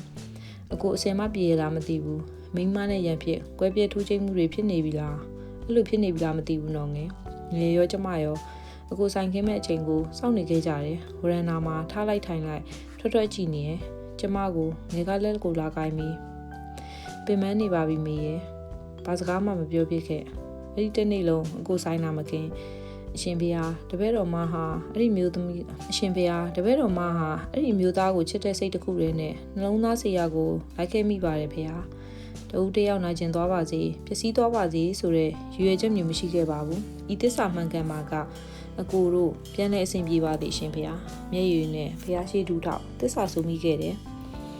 နောက်တနေ့ညနေ3 နာရီထိဆိုင်မပွင့်သေးဒါဆိုသိကြနေပါပြီအကိုတို့တခုခုဖြစ်နေကြရောပေါ့နှစ်ရက်တောင်ဆိုင်လာမခင်တာသူတို့လာတဲ့နေ့ကျတေချာပေါက်ပြဿနာတကြရတော့မယ်ငါကြောင့်အကိုရောငယ်ပါရှက်တကွဲကျိုးနဲ့နိုင်ကျင်ခံစားရတော့မယ်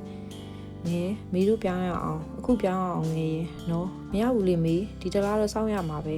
မိကြောက်နေတဲ့ငယ်ရေမေကြောင့်ပြဿနာတွေမဖြစ်စေချင်ဘူးဘယ်လိုလုပ်ရမလဲငယ်မေတယောက်ထဲသွားရမလားငယ်ကလာမေရင်မတီးဘူးပြောလိုက်လေနော်မေနေရုံအင်ကြီးထဲလိုက်အောင်မယ်ဟင်ဒါဆိုသူတို့တွေကငဲကိုဝိုင်းပြောကြမှာပေါ့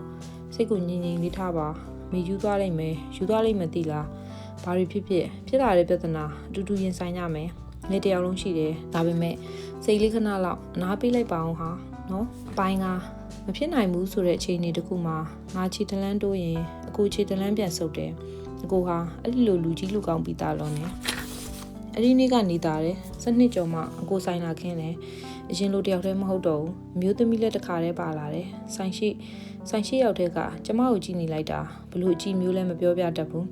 ကျမစိတ်မှာခံစားမိတာကယာနှုံးပြကျမဆိုတာတည်သွားပြီဆိုတာပဲအကိုကကျမရှိရဘက်ဥတော်မလှဲ့ကြည့်ပါအောင်ငယ်ရဲ့အကိုမေးဘက်တောင်မလှဲ့ဘူးမေးအဲ့ဒါ तू မဟုတ်တာလုပ်ထားလို့လေ तू မလုံလို့လေပြီးပြီဇလန်းက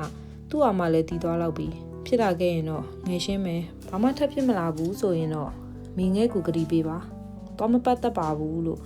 အင်းမငယ်ရဲ့အရှင်လိုကျမတို့ရန်နာကိုမထွက်တော့ဘူးအဆောင်အပြင်ဈေးနဲ့အလုပ်လည်းမသွားတော့ဘူးအဆောင်ထဲသာအောင်းနေပြတော့တယ်မနေ့စာအပြင်နေ့လည်သာညသာကိုရောကျမအတွက်လုပ်ပေးရပြီးငယ်ဟာအရင်ထပ်ပို့ပေးမန်းနေရှာတယ်အဆောင်ထဲလဲအမြဲကျမတယောက်သာကြံခဲ့တယ်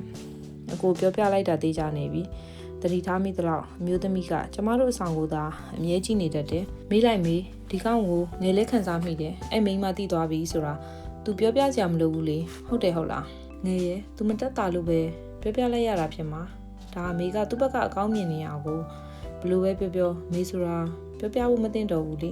ဒါပေမဲ့ငယ်ရဲ့ तू ဘလို့တွေညှိယူရဘလို့တွေပြောလိုက်ရလဲမှမသိတာမေကိုရန်လာမတွေ့ဘူးလေငယ်တကယ်အံ့ဩမိတယ်သိတာအချက်အားလူတွေကိုဒီလောက်တော့ယူသွစေတာပါလားလို့မေကြိုက်တာလို့ကြိုက်တယ်လို့နေပါမေအနာမှာငယ်ရှိတယ်ဒါပေမဲ့အရေးလည်းမပါဘာမှလည်းမဟုတ်တဲ့ကောင်အတွက်တော့ပုဂ္ဂိုလ်ကိုမနှိမ့်ဆက်ပါနဲ့တော့မေရဲ့ချက်ထားတဲ့ဟာတွေလည်းမစားဘူးအိတ်လည်းမအိတ်ဘူးမေအိတ်ပါတယ်ငယ်ရဲ့ဘယ်မှာအိတ်လဲမေမျက်လုံးတွေကတက်သေးပဲလေအင်းမအိတ်ပါမယ်ငယ်လောက်သွားတော့မယ်ထားပြီးမနဲ့စားစားနော်ပြီးမှပြန်အိတ်အင်းမဂီးဆိုင်ငယ်အင်းမလို့သာပြောလိုက်ရတာကျမစိတ်ထဲမှာဘာမှမစားခြင်းထားလည်းမထားခြင်းအခုလိုတယောက်တည်းအဆောင်မှာရှိနေခဲ့တဲ့အချိန်ဆိုယူလို့ပါပဲရှေ့မှာစူညံတန်ကြားတိုင်းချောင်းကြည့်နေမိခဲ့တယ်ရန်လာတွေ့နေပြီလားအကိုတို့ရန်ဖြစ်နေကြမလားဆိုပြီးတော့ပေါ့အတင်အောင်ဖြစ်နေတဲ့အကိုဖိုင်ဘာကိုအချိန်ပြည့်ထိုင်ကြည့်နေမိခဲ့တယ်အကိုဘာလို့စာမပို့တာလဲရင်အကျိုးအကြောင်းလေးတော့ပြောတင်တယ်မဟုတ်လားအကိုရဲ့ပုံကိုကြည့်ပြီးစကားတွေပြောနေမိပြန်တယ်စတဲ့ကငါစားခဲ့ရတာဆက်သွယ်တော့လဲငါပဲခြံခဲ့တာလဲငါပဲနာကျင်တော့လဲငါပဲသူဘယ်တော့ငါ့ကိုနှွေးထွေးစေခဲ့လို့လဲဘာများကောင်းလို့လဲငါ့ဘောဟင်နင်ဘာတွေကိုမမောနေရလဲမင်းချစ်မချစ်ကိုကတော့မင်းကိုသေးတဲ့အထိချစ်သွားမှာပဲအာမကြားချင်ဘူးမပြောပါနဲ့တော့အကိုရဲ့အခုကိုမုံမှုအားမွေးပေမဲ့ကျမနာတယ်အဲ့ဒီစကားတန်တွေထပ်ပံတလဲလဲပြန်ကြားနေခဲ့မိတယ်လူမြောက်ပြရစီတော့အကိုရဲ့ငါလွတ်လပ်ပြရစီတော့စိတ်တွေရှုပ်ထွေးပြီးအယူတယောက်လိုနေတိုင်းအခန်းထဲပဲငိုနေမိခဲ့တယ်ကိုကဘိုင်ဘာမတုံးတော့ဘူးထင်တယ်အတင်အောင်လည်းမတွေ့ရတော့ဘူးငယ်မေးလေးအကိုအစဉ်ပြေးလာသိချင်တယ်ဘိုင်ဘာတုံးမတုံးရောပဲပြီးတော့အတန်လဲကြားချင်တယ်ငယ်ရဲ့မေယူတော့မယ်သူအစဉ်ပြေးလာသိချင်တယ်တခါတော့ကူညီပါလားမေသားအစဉ်ပြေအောင်ယင်နေပါမေယာအခုကငယ်သူ့ကိုဖုံးဆက်ပေးလို့ရမလားပစ္စည်းတစ်ခုခုမေးပြီးတော့လေလောက်ပါငယ်ရဲ့နော်ဘိုင်ဘာတုံးလားပုံပို့ပေးမယ်ဆိုပြီးတော့လीနော်ငယ်နော်လို့ဒီတစ်ခါပါပဲငယ်ရဲ့နော် သူတာညင်းရင်ကျမငုံမိတော့မယ်ဆိုတာသိလို့ငဲမှမငင်းတာဟလိုအကိုသတင်းချုပ်မှာတုံးတဲ့မီတွဲလေးတွေရှိလားညီမကဘယ်လိုမျိုးလူချင်တာလဲပုံပြပေးရမလားဘိုင်ဘာသုံးလားဟမ်ဘိုင်ဘာသုံးလားလို့သုံးတယ်ပို့လိုက်လေငယ်ဖုံးချလိုက်ပြီးရပြီဟုတ်လားဘိုင်ဘာသုံးတယ်လေအဲ့ဆိုအတင်အောင်ဖျောက်ထားတာပေါ့နော်မိကိုမမြင်ချင်လို့ဖြစ်မှာပေါ့အတင်အောင်လေးတောင်ဖျောက်ထားတဲ့လားအကိုရဲ့ခုနကအတန်ဖမ်းထားတယ်မဟုတ်လားယင်မိကိုပို့ပေးဘာလို့မလို့လဲမေနားထောင်နေချင်လို့မိရဲ့အေးရတယ်အကိုအတန်ကိုထက်ခါတလေလေနားထောင်နေမိရဲ့တခါတလေလေအကိုဆိုင်ကိုခိုးကြည့်မိခဲ့တယ်အကိုကကျမတို့အဆောင်ဘက်ကိုအမြဲကြောပေးလျက်အကိုကဘလူလူမျိုးလဲ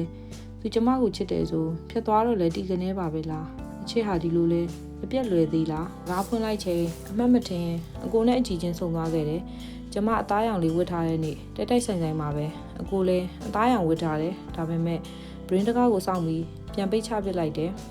လူလေးသူ့ကိုငါဆက်ငေးရင်ငါနာကျင်ရလိမ့်မယ်လက်ကားငါ့ကိုကစားနေတဲ့သူလို့တွေးပြီးမပြတ်မသားစိတ်ကလေးနဲ့မန်တင်းပြတ်သားလိုက်မိသေးတယ်နေ့လေတမင်းစားချိန်တကားဖွင့်မိလိုက်ပြန်တော့စိတ်မှန်တင်းထားပေမဲ့အခုမြင်ကွင်းဟာစိတ်ရောနှလုံးသားကိုပါအစိတ်စိတ်အမွှားဖြစ်စေခဲ့တယ်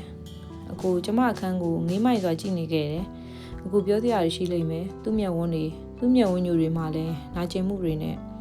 အိုးမကြားချင်ပါနဲ့တော့မမြင်ချင်ပါနဲ့တော့မရေတခဏလေးတောင်ကျမကိုမလွမ်းပါနဲ့အဲ့ဒီမျိုးသမီးလက်ကိုဆွဲပြီးကျမကိုသတိမရပါနဲ့အကိုရဲ့ကောင်းမဲ့ထင်လို့အကိုကစားရက်ဆက်ခဲ့ပြီးပဲအကိုရွေးချယ်မှုပဲလေဖြစ်ခဲ့ကြတဲ့အတိတ်ကိုအတိတ်မှာထားခဲ့လိုက်ပါတော့နောင်နာနဲ့မရှင်တန်ပါနဲ့တော့အကိုမှန်ပါတယ်အကိုရွေးချယ်မှုမှန်ခဲ့ပါတယ်အကိုဘလို့ရာနဲ့ရင်ဆိုင်နေရလဲဆိုတာကျမမသိဘူးကျမဘလို့ရင်ဆိုင်နေရမလဲဘလောက်နာကျင်နေရလဲဆိုတာလဲအကိုမသိဘူးရှိပါစေတော့နေပါစေတော့အကိုရဲ့အကိုရွေးတဲ့လမ်းမှာ၃ယောက်လုံးဟာအပြိုလဲပါပဲကျမကရှုံးသူလားနိုင်သူလားမသိပေမဲ့အသေးချာဆုံးကတော့အပြိုလဲခံရဆုံးပဲကျင်းနေပါတယ်အခုဆုံးဖြတ်ချက်အတိုင်းမှုကျင်းနေလိုက်ပါမယ်ပျော်အောင်နေပါနာကျင်ရတာနဲ့လမ်းခွဲလိုက်ရတာနဲ့တိုင်အောင်ပျော်ပျော်နေပေးပါကိုဘွားနဲ့ကိုမို့လွတ်လပ်စွာပြန်တမ်းမှာတော့အကိုရဲ့အချိန်ဘယ်လောက်ကြာခဲ့လဲကျမမသိအဲ့ဒီမျက်ဝန်းညိုတွေကိုငေးပြီးစကားတွေပြောနေမိတယ်သူလဲကျမကိုစကားတွေပြောနေလိမ့်မယ်ကျမကစအချီကိုလွှဲပစ်ပြီးတကားကိုပြန်ပိတ်လိုက်တယ်ကျမကိုမချီပါနဲ့တော့ထပ်မချီပါနဲ့တော့အကိုရဲ့တကားဝတ်မှာရင်အားရပါရငိုချလိုက်မိတယ်ဒီမျက်ရည်တွေဟာနောက်ဆုံးဖြစ်ပြရစေစပွဲပေါ်မှာတင်ထားတဲ့စာအုပ်ကလေးကိုတစ်တာလေးထည့်ပိတ်ပစ်လိုက်တယ်မပေးပြတော့တဲ့အဲ့ဒီပစ္စည်းလေးကိုရောပေါ့အပိုင်း6စုပ်လဲစုစားလဲယူအပိုင်း6စုပ်လဲစုစားလဲယူငဲ့တဘောတိုင်းငင်းနဲ့အတူအဆောင်ပြောင်းနေခဲ့တယ်အဆောင်ပြောင်းတဲ့အပြင်ကျမကအလုပ်ပါပြောင်းလိုက်ပြီးအချိန်ပိုင်းမလုပ်တော့ပဲအချိန်ပြည့်ကိုသာကျမလုပ်တော့တယ်ငယ်ရီမိသွားပြီနော်မနှက်စာပြင်းခဲ့တယ်အင်းမေဂူးဆိုင်ရောဒီချိုးခန်းထဲကငဲပြန်ဖြည့်တယ်ကျမငဲရင်သွားရတယ်ညနေကျငဲရင်ပြန်ရောက်ပြီးမနှက်စာရောညသာရောကျမလုပ်ပေးဖြစ်တယ်ငယ်ကကျမလက်ရာကိုကြိုက်တယ်လေတိတ်စားလို့ကောင်းတာပဲမေရဲ့မေအိမ်အောင်ကြရင်ယောက်ျားကခွာမာကိုမဟုတ်ဘူးဟင်းချက်ကောင်းလို့သူ့မိန်းမလက်ရပဲစားကျင်တာဆိုပြီးလေဟာဟာနေရလိုက်တော့ပါးဘော်ကပချိုင်လေးကထင်းလို့မိကယောက်ျားမယူတော့ဘူးဒီတိုင်းပဲနေတော့မှာဟာပောက်ကရယူရမှာအဲရတာကိုခံစားရမှာဟီဟာငယ်ကလည်းညစ်ပတ်ပြီးဟာဟင်းရတာကိုပြောတာပါဟာသမင်းစားရင်အတူတူရေမောနေကြကြတယ်ငယ်မနှက်ဖန်မွေးနေ့မှာမိဖုရားသွားခြင်းနဲ့သွားလေငယ်လည်းအလုပ်ခွင့်ယူထားတယ်ဟာချစ်လိုက်တာကွာစောအိမ်ကိုမနေ့ကစောသွားမှာဆိုတော့ဟုတ်ဘာလို့နဲ့အသက်26နှစ်တောင်ရောက်ပြီအင်းလေယောက်ျားယူရမယ့်အရွယ်ရောက်ပြီလေဟာအပြိုကြီးလုံးမှာပါဆိုတော်ပြီအိတ်တော်မယ်ကျမအိတ်သွားပေမဲ့ငယ်ကအလုပ်ရှုပ်နေသည်မေလားမေဟုတ်လားယင်မြို့သားတို့ဦးရဲ့အတန်းကြောင့်ကျမလှည့်ကြည့်လိုက်မိတယ်ဟင်းအကိုမျက်ဝန်းနေမှာဝမ်းနည်းမှုတွေနဲ့အကိုကျမကိုတိုင်းဖတ်လိုက်တယ်အကိုစီကနှွေးထွေးမှုကျမမရခဲ့ရတဲ့အကိုရင်မှနှွေးထွေးမှုပဲအဲ့ဒီနှွေးထွေးမှုကိုကျမခံစားလိုက်ရတယ် Happy birthday to you ကျမလန်လို့သွားပြီး Happy birthday ပါငယ်ရဲ့မေငယ်ကအဆိုမပြတ်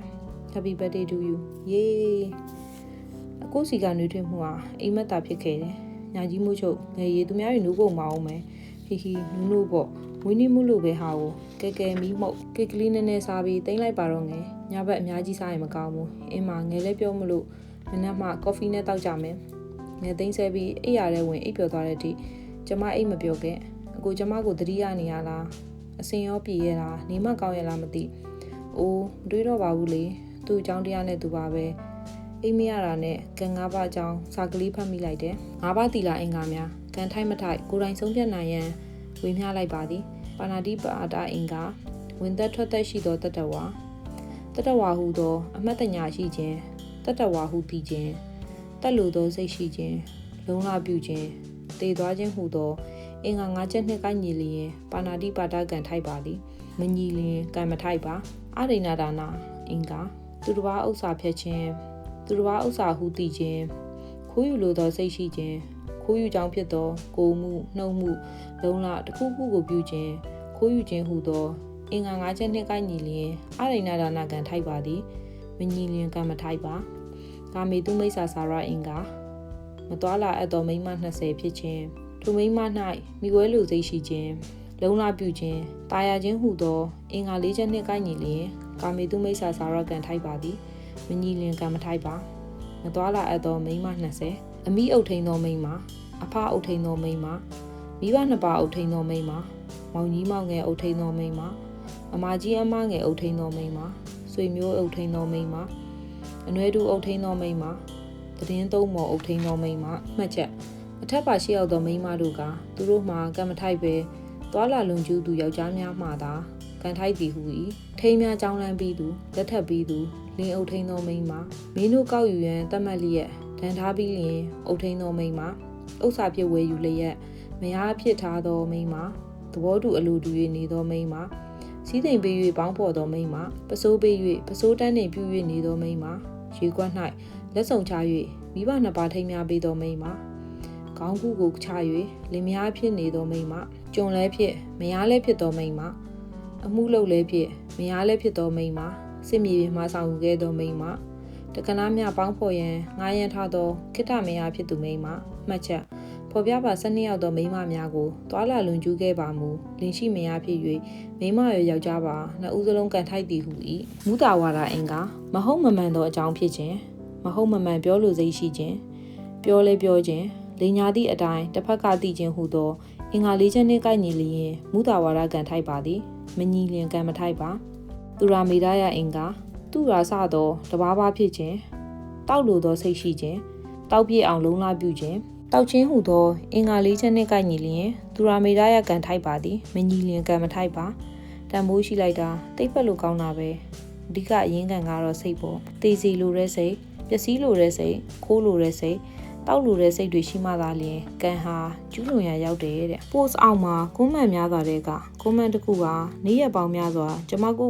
မေးခဲ့ဘူးတဲ့မေးခွန်းတစ်ခုပဲအဲ့ဒီမေးခွန်းကမင်းမပြိုတူကအိမ်အောင်ရှိအမျိုးသားတယောက်နဲ့ကျူးလွန်ခဲ့မိရင်ရောကာမေတုမိစ္ဆာစာရကံထိုက်ပါသလားဖေဟာအပြိုကတော့ကာမေတုမမြောက်ပါဘူးဘာလို့လဲဆိုတော့ကာမပိုင်မရှိသေးလို့မိမိကာမမိမိပိုင်သောကြောင့်ဖြစ်တယ်အကယ်လို့ထိုအပြိုအမျိုးသမီးကစေတနာစိုးနဲ့ထိုလင်မယားနှစ်ယောက်လုံးကိုကွဲပြားလူစိမ့်နဲ့ဝင်ရှုပ်ခဲ့ရင်တော့ကံမမြောက်ပေမဲ့စေတနာစိုးကြောင့်အပင်ငရဲကိုလာနိုင်ပါတယ်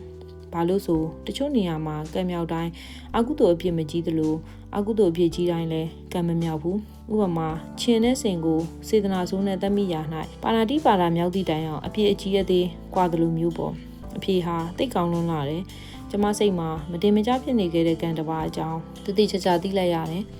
မနက်1:42မိနစ်မှာမိခနဲ့အိပ်ပျော်သွားချိန်မက်ဆေ့ဝင်လာတယ်ဟင်းမိဖုံလား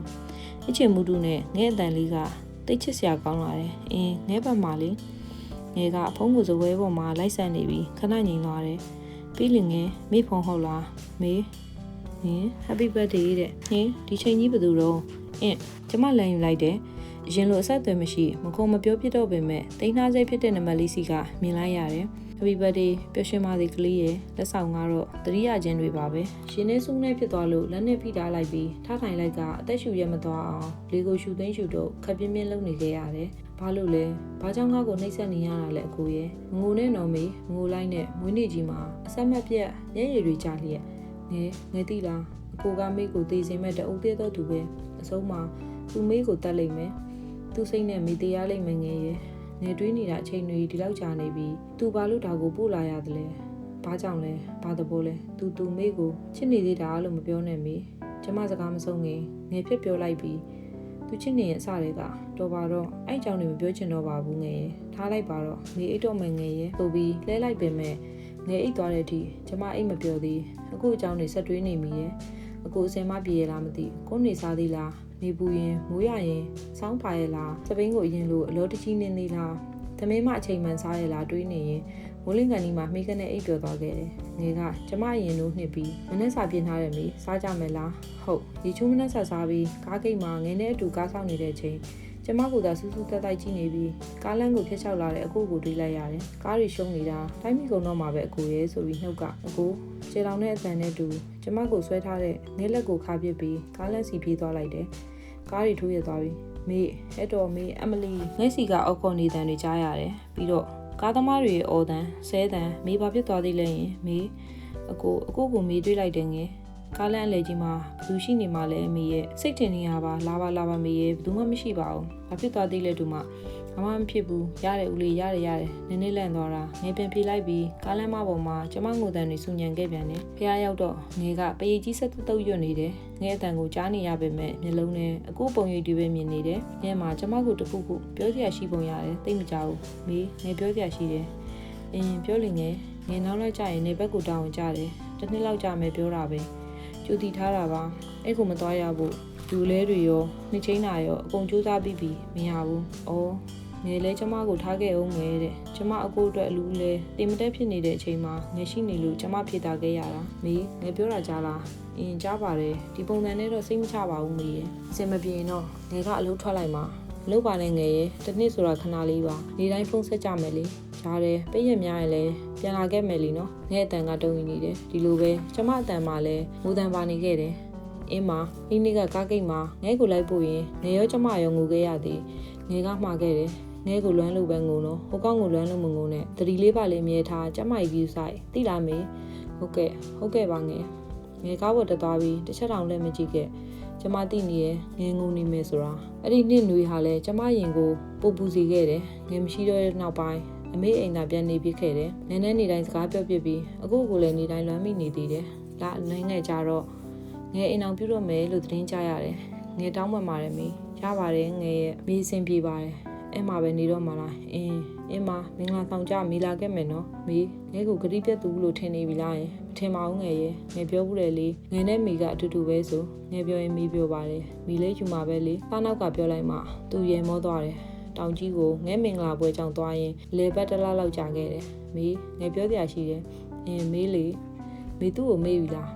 ဟင်းလို့ဖြေလိုက်ရင်ငဲ့ပြုံးတွေတေချာပေါက်ပျောက်သွားလိမ့်မယ်မေးပြီပေါ့ငယ်ရဲ့ဘယ်လောက်ကြာနေပြီလဲ2 နှစ်လောက်တောင်ရှိနေပြီဆိုပြီးမတိမကြပြောလိုက်ပြီမဲ့အကိုနဲ့ကျမအဆက်အသွယ်မရှိတာရက်ပေါင်း649ရက်ရှိခဲ့ပြီမေးလဲငဲ့လိုပဲယူမှာတစ်နှစ်ပဲစောင့်သိလားဟာ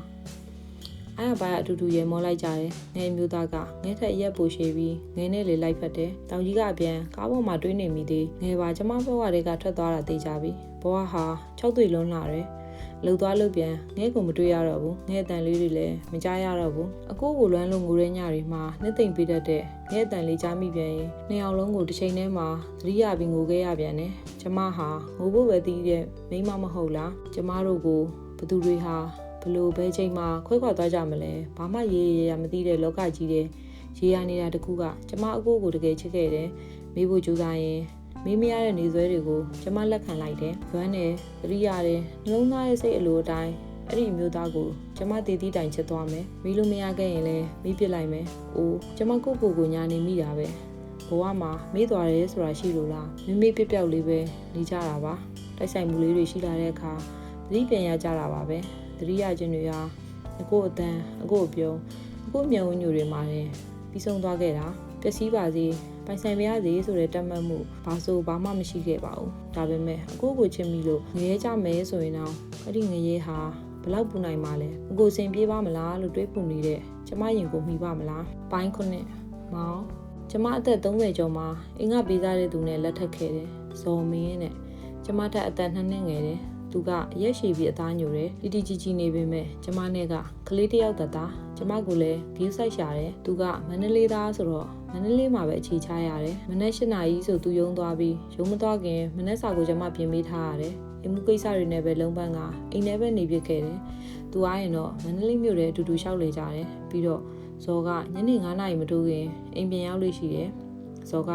သူ သူ့ကိုမောင်လို့ခေါ်သေးချင်တာမို့သူ့ကိုသူမောင်လို့သုံးနှုံးခေါ်ပြတယ်မောင်လို့မခေါ်ရင်လည်းထမင်းမစားပဲဆန္ဒပြတတ်သေးတာမိမနဲ့ပြန်အပြင်သွားကြလားဟင်းလှုပ်ရှားရရှိသေးရဲ့လေမောင်ကူလုံးမယ်လေရပါတယ်အလုပ်ပိတ်တာတရက်တလီနားပေါ်မောင်ရဲ့ဒါဆိုလဲမိနဲ့တူနားမယ်လေဆိုပြီးကျမကားကိုနောက်ကနေတိုင်းဖက်လိုက်တယ်ဖဲပါမောင်ရဲ့ထမင်းစားမယ်ဟုတ်လားသွားထိုင်နေမိကိုရောဟာသွားပါတရောင်စင်းနဲ့စောကိုတွဲလိုက်ကသွားထိုင်နေတော့ရနေပြီဟင်းတွေကသွား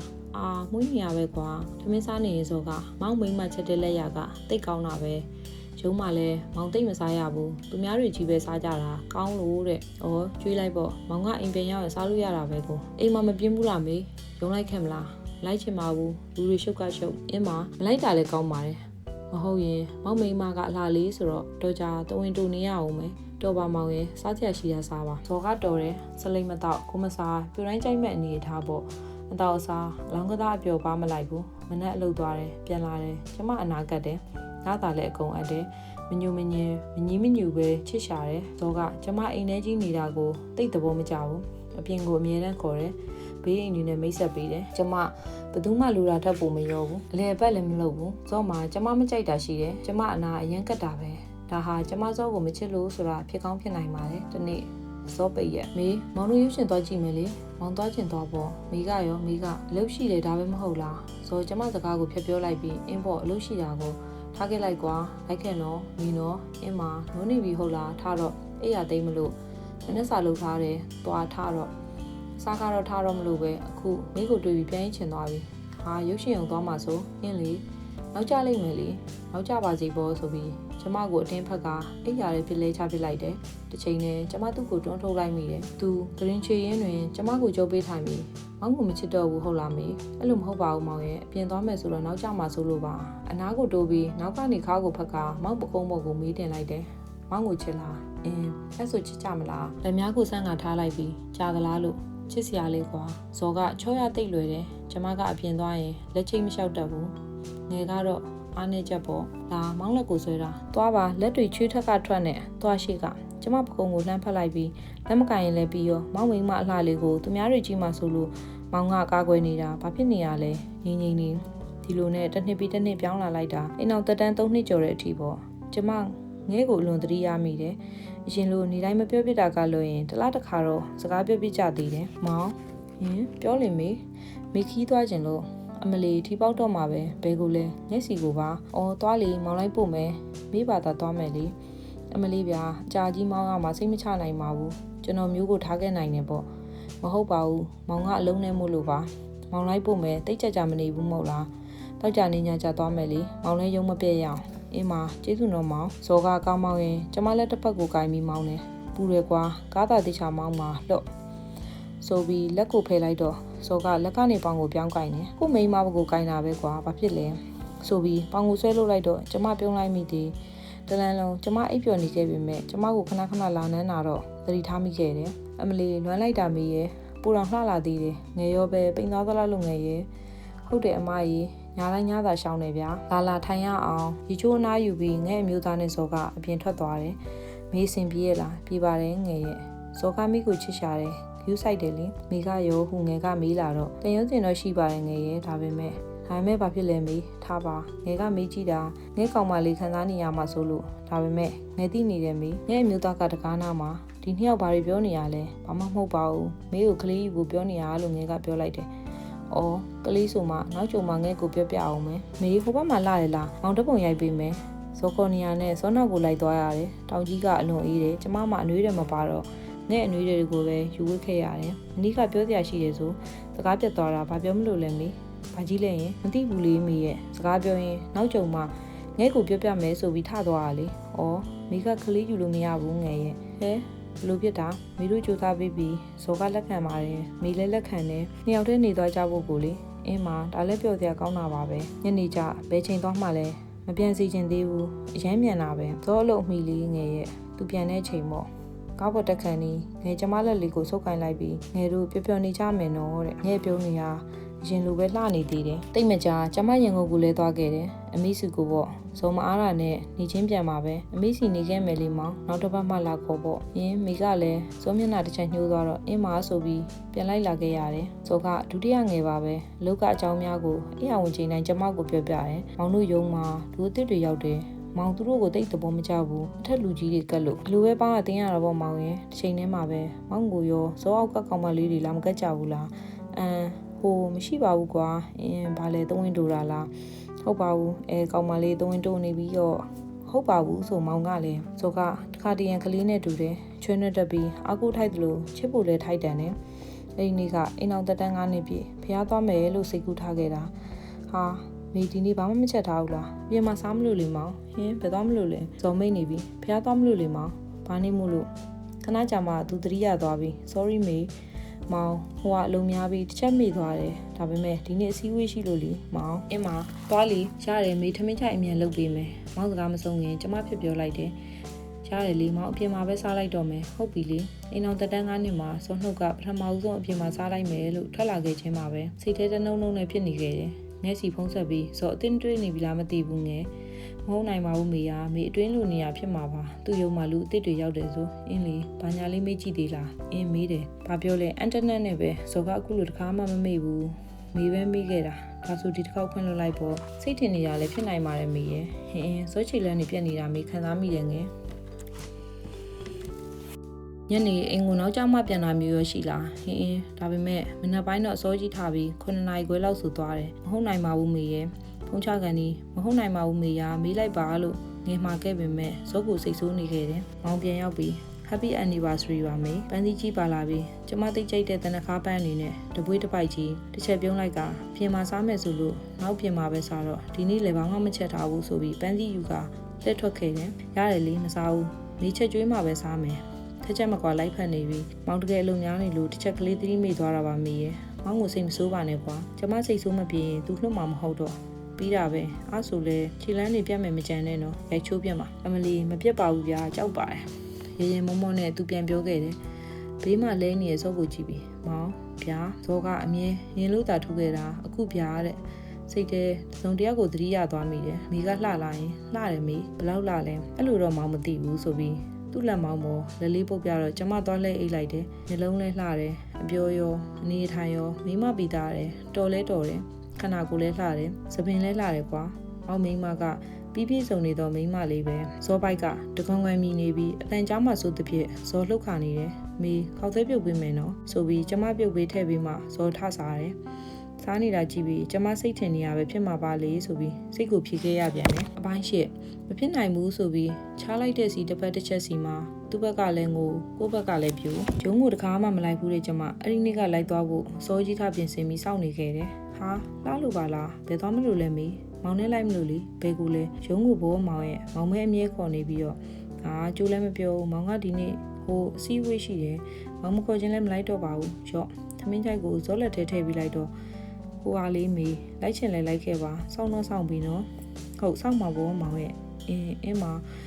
မောင်လူတယောက်ကိုဝင်ခေါ်အောင်မယ်ရတယ်လေပြီးရင်ဆင်းလာခဲ့မိကားလေးပစ္စည်းတွေထည့်ပြီးစောင့်နေမယ်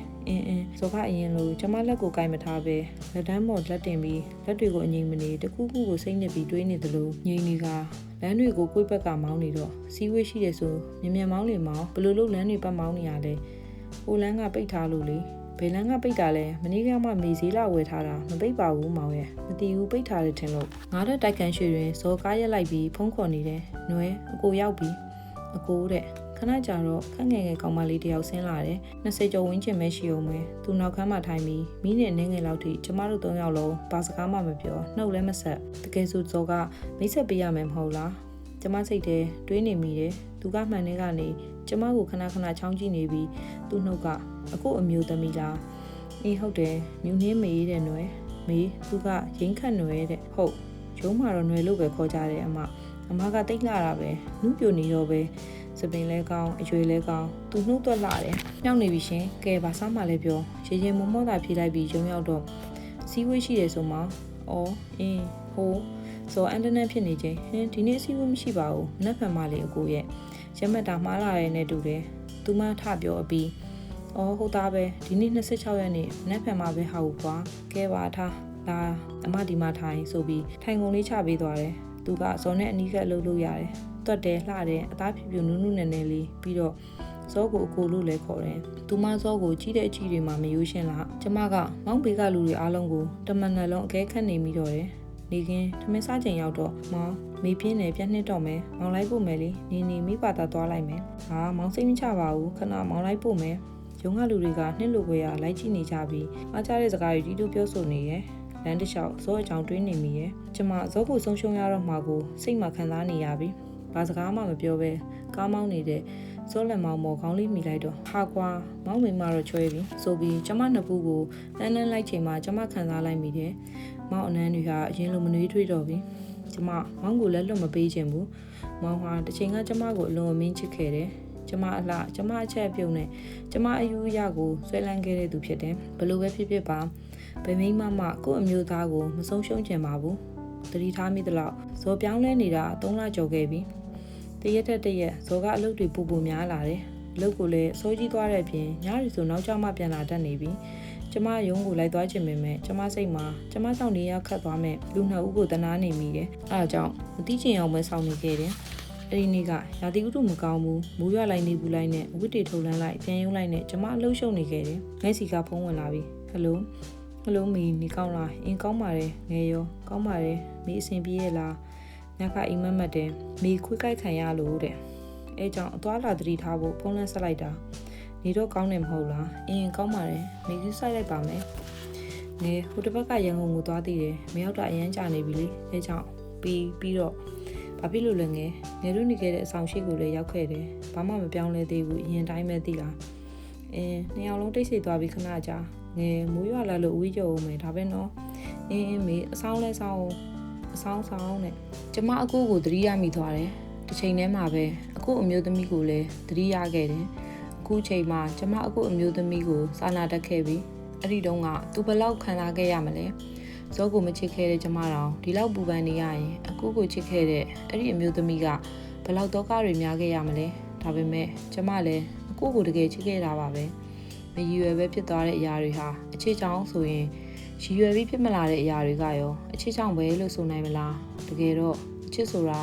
ကျမတို့လုပ်ယူခဲ့တဲ့အရာမဟုတ်ပင်မဲ့ထိန်းချုပ်လို့တော့ရနိုင်ပါတယ်မထိန်းချုပ်ပဲခံစားမှုနောက်ကိုလိုက်ရင်နှလုံးသားလေးချိန်ဟာမြင်ရင်နဲ့ပဲယူသွတ်နေခဲ့ကြတာအဲ့ဒီတုန်းကအကိုရွေးခဲ့တဲ့လမ်းဟာမှန်တယ်ဆိုတာကျမသိခဲ့ရတယ်အကိုသာကျမကိုရွေးချယ်ခဲ့ရင်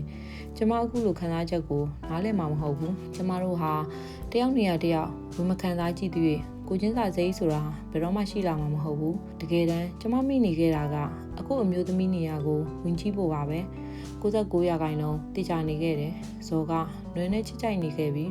အဲ့ဒီနေ့ကဇော်ရုံးကိုမသွားဘူးအိမ်ဖုန်းကိုရုံးကဖုန်းဝင်လာတယ်ဟယ်လိုအမကြီးကိုစောအလုံးမလာလို့လေစကား၌ကကျမလည်းမနက်ကနွဲကိုလည်းဝင်ခေါ်ရအောင်မယ်ဆိုပြီးထွက်သွားတာပဲဟောနွဲကမနေ့တည်းကမလာဘူးလေကဲဆိုရုံးမှာရေးကြီးလောက်ချာရှိလို့ဆိုပြီးတော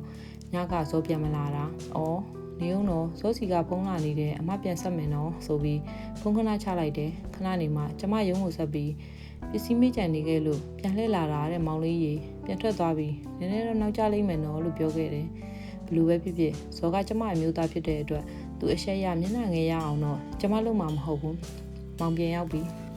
ဇော်ကမနက်ကအကြောင်းကိုရုံးမှတီးလာခဲ့ပြီးထင်ပါတယ်မနက်ကဖုန်းဆက်သေးရဲ့ဆိုမဆက်ပါဘူးရုံးကအရင်ဆက်တာအဲ့ဒါဟိုမောင်လေးမကျမသူ့မျက်လုံးတွေကိုစစ်စစ်ကြည့်ပြီးမောင်ကိုမေးယုံပါတယ်ချစ်ဆိုတာမိတို့တမင်လုပ်ယူထားတဲ့အရာတွေမဟုတ်ဘူးလေလုံးသားကတောင်းတတဲ့သူကိုတော်မသိလိုက်ပါပဲချစ်မိကြမှာပဲအဲ့ဒါအချစ်ရဲ့သဘောတရားတွေပဲဟုတ်တယ်မလားအရေးမရှိအဖျားမရှိပြောလိုက်ပေမဲ့ဇော်နာလဲပုံရတယ်သူမဟုတ်ရင်အတင်းပြန်ညင်းတတ်တဲ့ဇော်ကငြိမ်မိနားထောင်နေတယ်အချစ်ဆိုတာကိုနဲ့တူရှိမှမဟုတ်ပါဘူးသူပြောနေမယ်ဆိုရင်ဘယ်သူနဲ့ပဲပြောကိုလည်းပြောရမှာကိုရေးတဲ့လမ်းကိုရှောက်ရမှာပါပဲမောင်ရဲ့ကောင်းမယ်ဆိုရင်လုပ်ပေါ့မေဘာမှမပြောလို့မေရဲ့မောင်လေးမင်းကိုတကယ်ချစ်ခဲ့တာတကယ်တန်ဖိုးထားပါတယ်ဒါပေမဲ့အခုမောင်ဘလို့ဖြစ်သွားလဲမသိဘူးဒါပေမဲ့မောင်မင်းကိုအခုချိန်ဒီသိချစ်တာမေရဲ့ဒါတော့ယုံပါမေတော်ပါတော့မောင်ရဲ့ထိန်းထားပါရက်နဲ့ကျမမြန်ဝင်တွေကမျက်ရည်တွေစီးကြလာခဲ့ပြန်တယ်ဇိုနဲ့ကျမကရှင်းတယ်တခုခုဆိုငဲ့ညာတရားသားသမီးလည်းမရှိနှုတ်သားတန်ရောစင်ပဲရှိကြတာညတွေမှာကျမကောင်းကောင်းအိမ်မပြောခဲ့ဘူ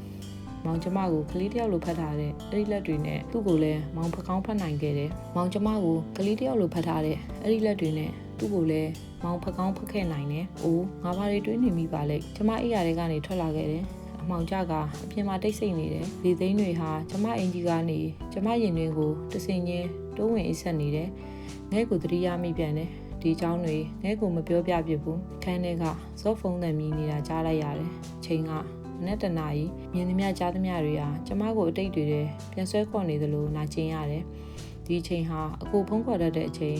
ဇော်ပုံးချလိုက်ပြီးစားပိုးလိုက်တယ်ထင်ပါရဲ့ကျမအမျိုးသမီးတယောက်ကိုစိတ်ထဲကနေထပ်တလဲလဲတောင်းပန်နေမိတယ်ကျမအခုသူ့နေရာကိုရောက်နေပြီသူနာကျင်သလိုနာကျင်နေရပြီဘယ်တော့မှထခွာသွားမလဲလို့တွေးပူနေခဲ့ရပြီငဲကိုဖုံးဆက်ပြီးအကုန်ပြောပြလိုက်တယ်ဇော်သူ့ကိုချစ်နေပြီလားမသိဘူးမိထက်ပူပြီးချစ်သွားပြီလားမသိပါဘူးငယ်ရဲ့အပြောဆိုရင်တော့မိနားလက်ပေးလိုက်မယ်လူဆိုတာတခါတော့မှားဘူးကြမှာပဲလေမိစောကိုမဆုံးရှုံးညင်ဘူးကျမစကားမဆုံးရင်အိုးဖောက်ပြန်တာကိုနားလက်ပေးစရာလားမေရဲ့လူနေရလားဒါပေမဲ့မိတုံကလည်းငယ်ရဲ့ခြေနေကမတူဘူးမိကရိုးသားတယ်အခုသူတို့လိုမျိုးအတူအိတ်အတူစားတွေရှိခဲ့တာမဟုတ်ဘူးစာလေးပို့ရုံအတန်လေးကြားရုံနဲ့နာကျင်ရတာသူတို့လိုပြောနေခဲ့ရတာမဟုတ်ဘူးမိကဖောက်ပြန်ရမရောက်ခဲ့ဘူးမနှက်ဖန်ငယ်မနဲ့လေးလာခဲ့မယ်မလာပါနဲ့နေပါငယ်ရဲ့မိအတွက်ငယ်အလုပ်ရှုပ်ပါတယ်နေပါစေဘာသာကြည့်ပြီးစီစဉ်ပါမယ်ဆိုပြီးဖုန်းချပစ်လိုက်တယ်ရာကိုတရေးကြီးမြင်ပြီးညလုံးပေါက်ဝရန်နာမှာပဲထိုင်ကငုံနေခဲ့မိတယ်နောက်တနေ့မနက်မှာမောင်အလုပ်သွားတော့မယ်ဟာမျက်လုံးတွေအစ်နေရောပဲဘာဖြစ်တာလဲဘာဖြစ်လို့လဲနေမကောင်းဘူးလားမေးပြီးမျက်ရည်ကျနေတဲ့ဇော်ကိုကြည့်ခါငိုမနေပါနဲ့တော့မောင်ရဲ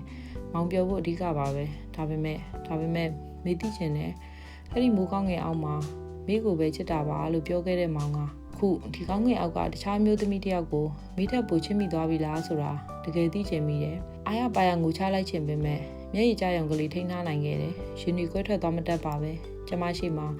မောင်ဒူးထောက်လျက်တာဖြစ်သွားပြီမောင်ချိန်ပြောရပါတယ်မေမောင်အခုချိန်ထိမိကိုအရင်ကလူချစ်နေတော့မှာပဲဒါပေမဲ့မောင်အမမောင်သိပါတယ်မောင်အတွက်မေမျက်ရည်ကျရတာမတန်ပါဘူးဒီကောက်အမပါမေရဲ့ဒီကောက်အမပါပြောနေရင်ဇော်မြေပြင်ကိုလက်သီးနဲ့3-4ချက်လောက်ထိုးလိုက်ချိန်တော်ပါတော့မောင်ရဲ့တော်ပါတော့ကျမမောင်ကိုရင်ခွင်ထဲသွင်းကဖတ်ထားလိုက်တယ်အဲ့ဒီနေ့ကမိုးတွေအရန်ရွာနေတာဟင်းချက်နေရင်ဖုံးဝင်လာတာကြားပေမဲ့မကင်လဲရဘူးခဏအကြာပြန်ခေါ်လိုက်တော့အမလားဟုတ်ပါတယ်မေးပါຫນွယ်ပါအမသူ့အတန်မှာငိုတန်ပါနေပြီဟုတ်ပြောလေຫນွယ်တကယ်တောင်းပန်ပါတယ်အမတို့မိသားစုကိုပြပြစီလိုတဲ့စိတ်မရှိပါဘူးတကယ်ပါအမရဲ့သူ့အတန်ဟာမိုးတန်နဲ့အတူရုံနှောနေခဲ့တယ်တိတ်နာကျင်ပွဲရကောင်းလွန်းလာတယ်သူကကျမအမျိုးသားကိုဘယ်လောက်ချစ်မိနေကြောင်းဝန်ခံပြောဆိုနေရဲ့အမမချင်နဲ့လို့လုံးမယ်ဆိုလဲဘာလို့နွယ်ခံပါမယ်ဒါပေမဲ့အကိုကိုတော့ကျမဖုန်းကိုချပစ်လိုက်တယ်သူကကျမတက်တောင်ပို့ယူသွနေတယ်လို့ထင်ရတယ်ကျမသူ့စီစားစံအောင်ပို့လိုက်တယ်အမဘာတက်နိုင်မှမလို့လဲနွယ်အချစ်ကတိတ်ထူးဆန်းတယ်မဟုတ်လားဘသူကိုဘယ်လောက်ချစ်ကံကုန်ရင်ဝေးကြဖို့တနည်းနည်းဖန်လာတာပဲချစ်ချင်းမြတ်တာဟာရိုးရှင်းပင်မဲ့ဝေကျွေးတွေရုံနှောလာတဲ့အခါဘဝတွေပါကြောက်ရက်ဖြစ်ကုန်တယ်စကားတွေအများကြီးတော့မပြောချင်ပါဘူးနွေနဲ့မောင်အဆင်ပြေဖို့ပဲမျှော်လင့်ပါတယ်တိတိကျကျပြောရရင်အိမ်အောင်သက်9နှစ်နဲ့6လပြည့်ဖို့2ရက်အလိုမှာကျမနဲ့ဇော်ကွာရှင်းပြက်ဆဲခဲ့ကြတယ်ရန်ကုန်မှာဇော်နဲ့ကျမစုပြီးဝဲထားတဲ့အိမ်နဲ့ခြံကိုဇော်ကကျမနာမည်နဲ့ပဲစာချုပ်ပေးထားပြီးသားအိမ်စာချုပ်နဲ့ငွေသားချုပ်ကျမကိုပေးတယ်မေမီယူပဲရစီနဲ့ဇော်မေးပါတာလှုပ်ရှားနိုင်ပါတယ်မဟုတ်ပါဘူးမေရဲ့မောင်ကအဲ့လိုသဘောမျိုးနဲ့ပေးတာမဟုတ်ပါဘူးမောင်ပေါ်ရာနားလည်ပေးခဲ့တဲ့မေအတွက်မောင်ပေးချင်တာပေးနိုင်တာလေးပေးလိုက်ချင်လို့ပါလက်ခံပေးပါမေရဲ့ဒါတွေဟာမောင်ပေးနိုင်တဲ့မောင်ရဲ့နောက်ဆုံးလက်ဆောင်တွေပါကောင်းပါပြီကျေးဇူးတင်ပါတယ်အဆဆအရာရာလည်းဂရုစိုက်ပါစောလို့ပြောပြီးမတက်ထားရက်မှာမောင်စကားတစ်ခွန်းလောက်ပြောလို့ရနိုင်အောင်မလားဇောဘက်ကိုပြန်လှည့်လိုက်ပြီးမိကောင်းသာညှိပြလိုက်တော့ဇော်မျက်ရည်ကျလျက်မောင်ကိုလက်ထက်ယူခဲ့တဲ့နေ့ကစပြီးမိကတောင်းဝန်ချခဲ့ပါတယ်အမေလိုအမလိုဇနီးတယောက်လိုပါရမီဖြည့်ခဲ့တဲ့အတွက်လည်းကျေးဇူးတင်ပါတယ်ပြီးတော့မောင်တကယ်မင်းကိုချစ်ခဲ့တာပါဒါပေမဲ့ကွာရှူမောင်နှကန်းကိုကျမလက်ညှိုးနဲ့ပိတ်လိုက်ပြီးလောကမှာချင်းရင်တည်တဲ့သူနဲ့ကြိုးစားရင်တည်တဲ့သူ2မျိုးရှိတယ်တမှုထူးပြီးဇော်နောင်နာနဲ့တည်တဲ့သူတော့မဖြစ်စေနဲ့ရာဟာပူကောင်းမှုဖြစ်လာတာပဲလေဟုတ်တယ်မဟုတ်လားဆိုပြီးနောက်ဆုံးအနေနဲ့ဇော်နှစ်ဘူးကိုကျမပေးနိုင်မယ်မေတ္တာအတွေ့တစ်ခုသာနမ်းမိပေးခဲ့တယ်ပြောသလိုသာနေပါတော့ကွယ်ဇော်နဲ့သူမှဘလို့ဆက်သွားလဲကျမမသိချင်းသူတို့မန္တလေးမြို့မှာတာချန်ခဲ့ပြီးကျမအတွက်နဲ့မိဘတွေကိုရောငဲ့ကိုရောစိတ်ဒုက္ခတွေမပေးလို့တော့ဘူးနောက်တိကာမှတိရောဆိုပြီးဘယ်သူမှမပြောဘဲနေခဲ့တယ်ရန်ကုန်အိမ်မှာပဲ ရှေ့ကိုအခန်းထက်ထုတ်ပြီးကျွမ်းကျင်တဲ့လူငှားခေါ်ကလှပြင်နိုင်ဖွင့်ခဲ့ပြီးစာပြန်ရေးဖို့ဆုံးဖြတ်လိုက်တယ်ဇလန်းတွေထက်ကြပြားတွေပဲကျမရေးချင်တော့တယ်သူ့နာမည်ကမိုးမိုးလွင်ရင်းနဲ့ကျမကသူ့ကိုမိုးမိုးလို့ခေါ်တယ်ငဲလိုပဲကျမကိုဂရုစိုက်တယ်ဆိုင်ကိုလည်းစိတ်ချရတယ်သူကြီးပဲဥဆောင်တယ်အားကိုးရတယ်ခါတလေစကားပြောပြကြရင်မိုးလေအမကိုတိတ်အားကြတာပဲသိလားတကူတဲ့အေးဆေးပဲအဲ့ခါကျရင်ကျမကရင်ထဲကနာကျင်မှုတွေမြင်သွားအောင်ပြောပြခဲ့ရသေးတယ်မိုးအမနဲ့အမြဲတူနေမယ်သိလားအမကိုအထူးခိုးမယ်အမအနာမှာအမေလိုအမလိုအမြဲလှုပ်ကြွေးပြုစုမယ်ကျေးဇူးတင်ပါတယ်မိမိုးရဲ့နင်ပြောရနဲ့ငါကအဖွားကြီးလိုပဲခံစားလိုက်ရတယ်ကျမရဲ့ပထမဦးဆုံးကြပြစာအုပ်အချစ်သည်အင်းများလောက်နာခြင်းရ၏အဲ့ဒီစာအုပ်ကအမှတ်မထင်မှန်းထားသည့်ထက်ရောင်းအောင်ကောင်းသွားပြီးလူကြိုက်များခဲ့တယ်မေးစာအုပ်ဖတ်ရတယ်ငယ်သိပ်ဝမ်းသာတာပဲသိလားဇော်တော့ပြောနေတော့မှာပဲသူ့အမျိုးသမီးကကြပြဆရာမကြီးဖြစ်သွားပြီဆိုတာငယ်မေးအခုရန်ကုန်မှာဟဲဟုတ်လားအန်တီတို့စီရောက်နေရလားမဟုတ်ဘူးအလားပြန်ဆိုင်ဖွင့်ထားတယ်ငဲ့ကမပြောပြပစ်တာပြီးတော့ဇော်နဲ့ကွာရှင်းလိုက်ပြီးရှေလာ28ရက်ဆို9လပြည့်ပြီငဲဘက်ကခဏတိတ်ဆိတ်သွားပြီးငဲ့ကဘာမှလည်းမပြောပါလားမေရဲ့အရင်ဆိုဖုန်းပြောရင်ပြောနေကြပါစကားမပြောရတာကြာနေပြီဆိုတော့ပြီးတော့ပြောတဲ့အချိန်ကလည်းစကားကမကြုံလို့ပါငဲ့ရဲ့မိเจ้าနဲ့လည်းစိတ်တွေမများစေချင်တော့ပါဘူးအန်တီတို့ရောသိလားဟင်းမေးအစဉ်ပြေးရလာရင်ပြေးပါတယ်အင်းမကျမရေယူဆိုင်အောင်ခုဆိုငဲ့ကိုပြောငဲ့ရှိတယ်သိလားအင်းမတရက်လာလေအောင်လीနော်မိုးရဒီရဲ့နေ့တစ်နေ့ပါပဲဒါပေမဲ့နေကချစ်တောက်ဘူးလို့မြို့ထဲကိုသွားရင်ကျမစိတ်မှာလူတယောက်ကိုတွေ့ချင်နေတော့တမင်တကာအရင်နေရာစီကားကိုလှည့်မောင်းသွားခဲ့တယ်ကျမတို့နေခဲ့တဲ့အဆောင်ကြီးဟာအတော်တော်ဟောင်းနေခဲ့ပါပြီတစ်ပင်တွေကခက်အလက်တွေကြောင့်ကားလမ်းဘက်ကိုညွန်ကိုင်းကြနေတယ်လမ်းကိုထက်ချဲထားတော့ဆောင်ရှိကကွန်းရတိုင်တော့မရှိတော့ရှေ့ကိုဘိန်းလေး9ဘက်လောက်လှည့်လိုက်ရင်အခုဆိုင်ရှိရောက်တော့မယ်ကားဘိန်းတလိမ့်ချင်းနှိမ့်သွားရင်နီးကပ်လာလေကျမရင်မှာမွန်းကျက်လာလေပဲအဲ့ဒီနာကျင်မှုကိုအတစ်တပံပြန်ခံစားနေရတယ်ကားရက်လိုက်ပြီးဆိုင်ထဲကိုကြည့်လိုက်တော့အမျိုးသားတအုပ်ဟာကျမရှိရာဘက်ကြောပေးပြီးပန်ကပြင်းနေတယ်ကားပေါ်ကဆင်းပြီးအကိုဗျာဗျာတဲ့သူ့အတန်ဟာတိုးလွန်းလာတယ်သူ့စပင်တချို့မှလည်းဖြူနေပြီသူ့နှကန်းတွေတော့အရင်လိုရဲမနေတော့ကိုမစားတော့ဘူးထင်ပါရဲ့သူ့လက်တွေမှာသွေးကြောမြင်များအထင်းသားပေါ်နေပြီးအသက်49နှစ်ကျော်လောက်ရှိနေပြီဖြစ်တဲ့အမျိုးသားဟာကျမကိုဗျာလို့ထူးကလက်ကြည့်ပြီးနှုတ်ကမေးအကိုဟာကျမနာမည်ကိုမှတ်မိနေသေးတယ်သူ့မျက်ဝန်းတွေကအရင်လိုညိုနေစေလှနေစေပဲပူပိန်သွားလိုက်တာအကိုရဲ့စိတ်ထဲကနေတွေးနေခဲ့ပြီးကျမမျက်ရည်မကြားလိုက်မိအောင်မနှဲထိန်းထားခဲ့ရတယ်မေးဟုတ်လားယင်ဟုတ်ပါတယ်အကိုမျက်ရည်ကျသွားပြီးသူမျက်ရည်ကိုချက်ချင်းထုတ်လိုက်တယ်နေကောင်းတယ်ဟုတ်လားမေးကောင်းပါတယ်အကိုအမျိုးသမီးရောမလာသေးဘူးလေပြီးခဲ့တဲ့ကာလတွေမှာအဆင်ပြေခဲ့ရလားအကိုဒီမေးခွန်းကိုမေးရဖို့ကျမအချိန်ဘယ်လောက်တောင်ကြိုးစားခဲ့ရလဲဘယ်လောက်တောင်စောင့်ခဲ့ရသလဲ73နှစ်ကျော်ဟုတ်တယ်14နှစ်ပြေခဲ့ပါတယ်မေးပြီးတော့ကိုတောင်းမှန်ပါတယ်ပြီးခဲ့တာတွေပြီးပါစေတော့အကိုရဲ့ဘာစကားမှမပြောပဲနှစ်ယောက်လုံးတယောက်ကိုတယောက်စိုက်ကြည့်နေမိခဲ့ကြတယ်ကျမကစားအကြီးတွေကိုရက်ပြီးထုံးစံအတိုင်းမိပလက်ကောင်းတစ်ခုပဲပေးပါအကိုယူပြီးတော့ငွေရှင်းပြီးကားပေါ်ပြန်တက်ခဲ့တယ်ကားမောင်းထွက်သွားတဲ့အထိကျမကိုကြည့်နေပြီးကြံ့နေခဲ့တယ်ကျမလည်းကားမှန်တွေကကြည့်နေခဲ့တယ်ကားမောင်းနေရင်နောက်ခန်းကဂွိုင်ပလင်းကိုလှမ်းယူလိုက်တယ်အတွေးထဲမှာဘာမှမရှိဒါတလုံးကုန်မှအိမ်ပြန်မယ်ဆိုပြီးတနေ့လုံးကားပတ်မောင်းနေမိတယ်မနက်ကချစ်တောက်ပူနေတဲ့နေဟာညနေ9နာရီမှာမိုးသိကြီးမဲကြီးထားရတဲ့အချိန်ကျမလည်းမူးနေခဲ့ပြီကားကိုသတိနဲ့မောင်းနေပေမဲ့အဲ့ဒီမိုးနဲ့အတူကျမ6လောက်တွေဆွန့်ပစ်ခဲ့ရတယ်ကျမလမ်းမလျှောက်နိုင်တော့ဘူးဆိုတော့မိုးကအလုပ်ကိုလည်းတာဝန်ယူကျမကိုလည်းပြုစုပေးရနဲ့ပင်မနေခဲ့ရရှာတယ်စိတ်ကိုတက်တောင့်တက်တာနေပါလှုပ်ချင်တာတွေအကုန်လုပ်ပြီးပျော်အောင်နေပါတည်ဆုံးတော့မဲ့လူနာကိုမှားတယ်လို့မျိုးဆရာအောင်ကမှားခဲ့တယ်ကျမမကြောက်ပါဘူးတည်ဆုံးခြင်းဟာလောကသဘာဝတရားတစ်ခုပဲလေဒါပေမဲ့ကျမဝမ်းနေမိတယ်တည်ခြင်းဟာဘယ်တော့မှပြန်မစုံတော့ဘူးသူပြောချင်တဲ့စကားတွေလည်းကိုမကြားရတော့သလိုကိုပြောချင်တာတွေလည်းသူကြားရတော့မှမဟုတ်ဘူးတွေးချင်လဲတွေးလို့မရဘယ်ဘဝမှာဘယ်သူနဲ့ရှိနေမလဲဘာမှမသိရတော့တကယ်ကိုဘယ်တော့မှပြန်မစုံနိုင်တော့အောင်ခွဲနိုင်တာကတည်ခြင်းတရားပဲကျမတည်သွားတဲ့အခါအခုအတန်ကိုကြားရတော့မှမဟုတ်ဘူးအခုအစဉ်ပြေးရလားကျမသိရတော့မှမဟုတ်ဘူ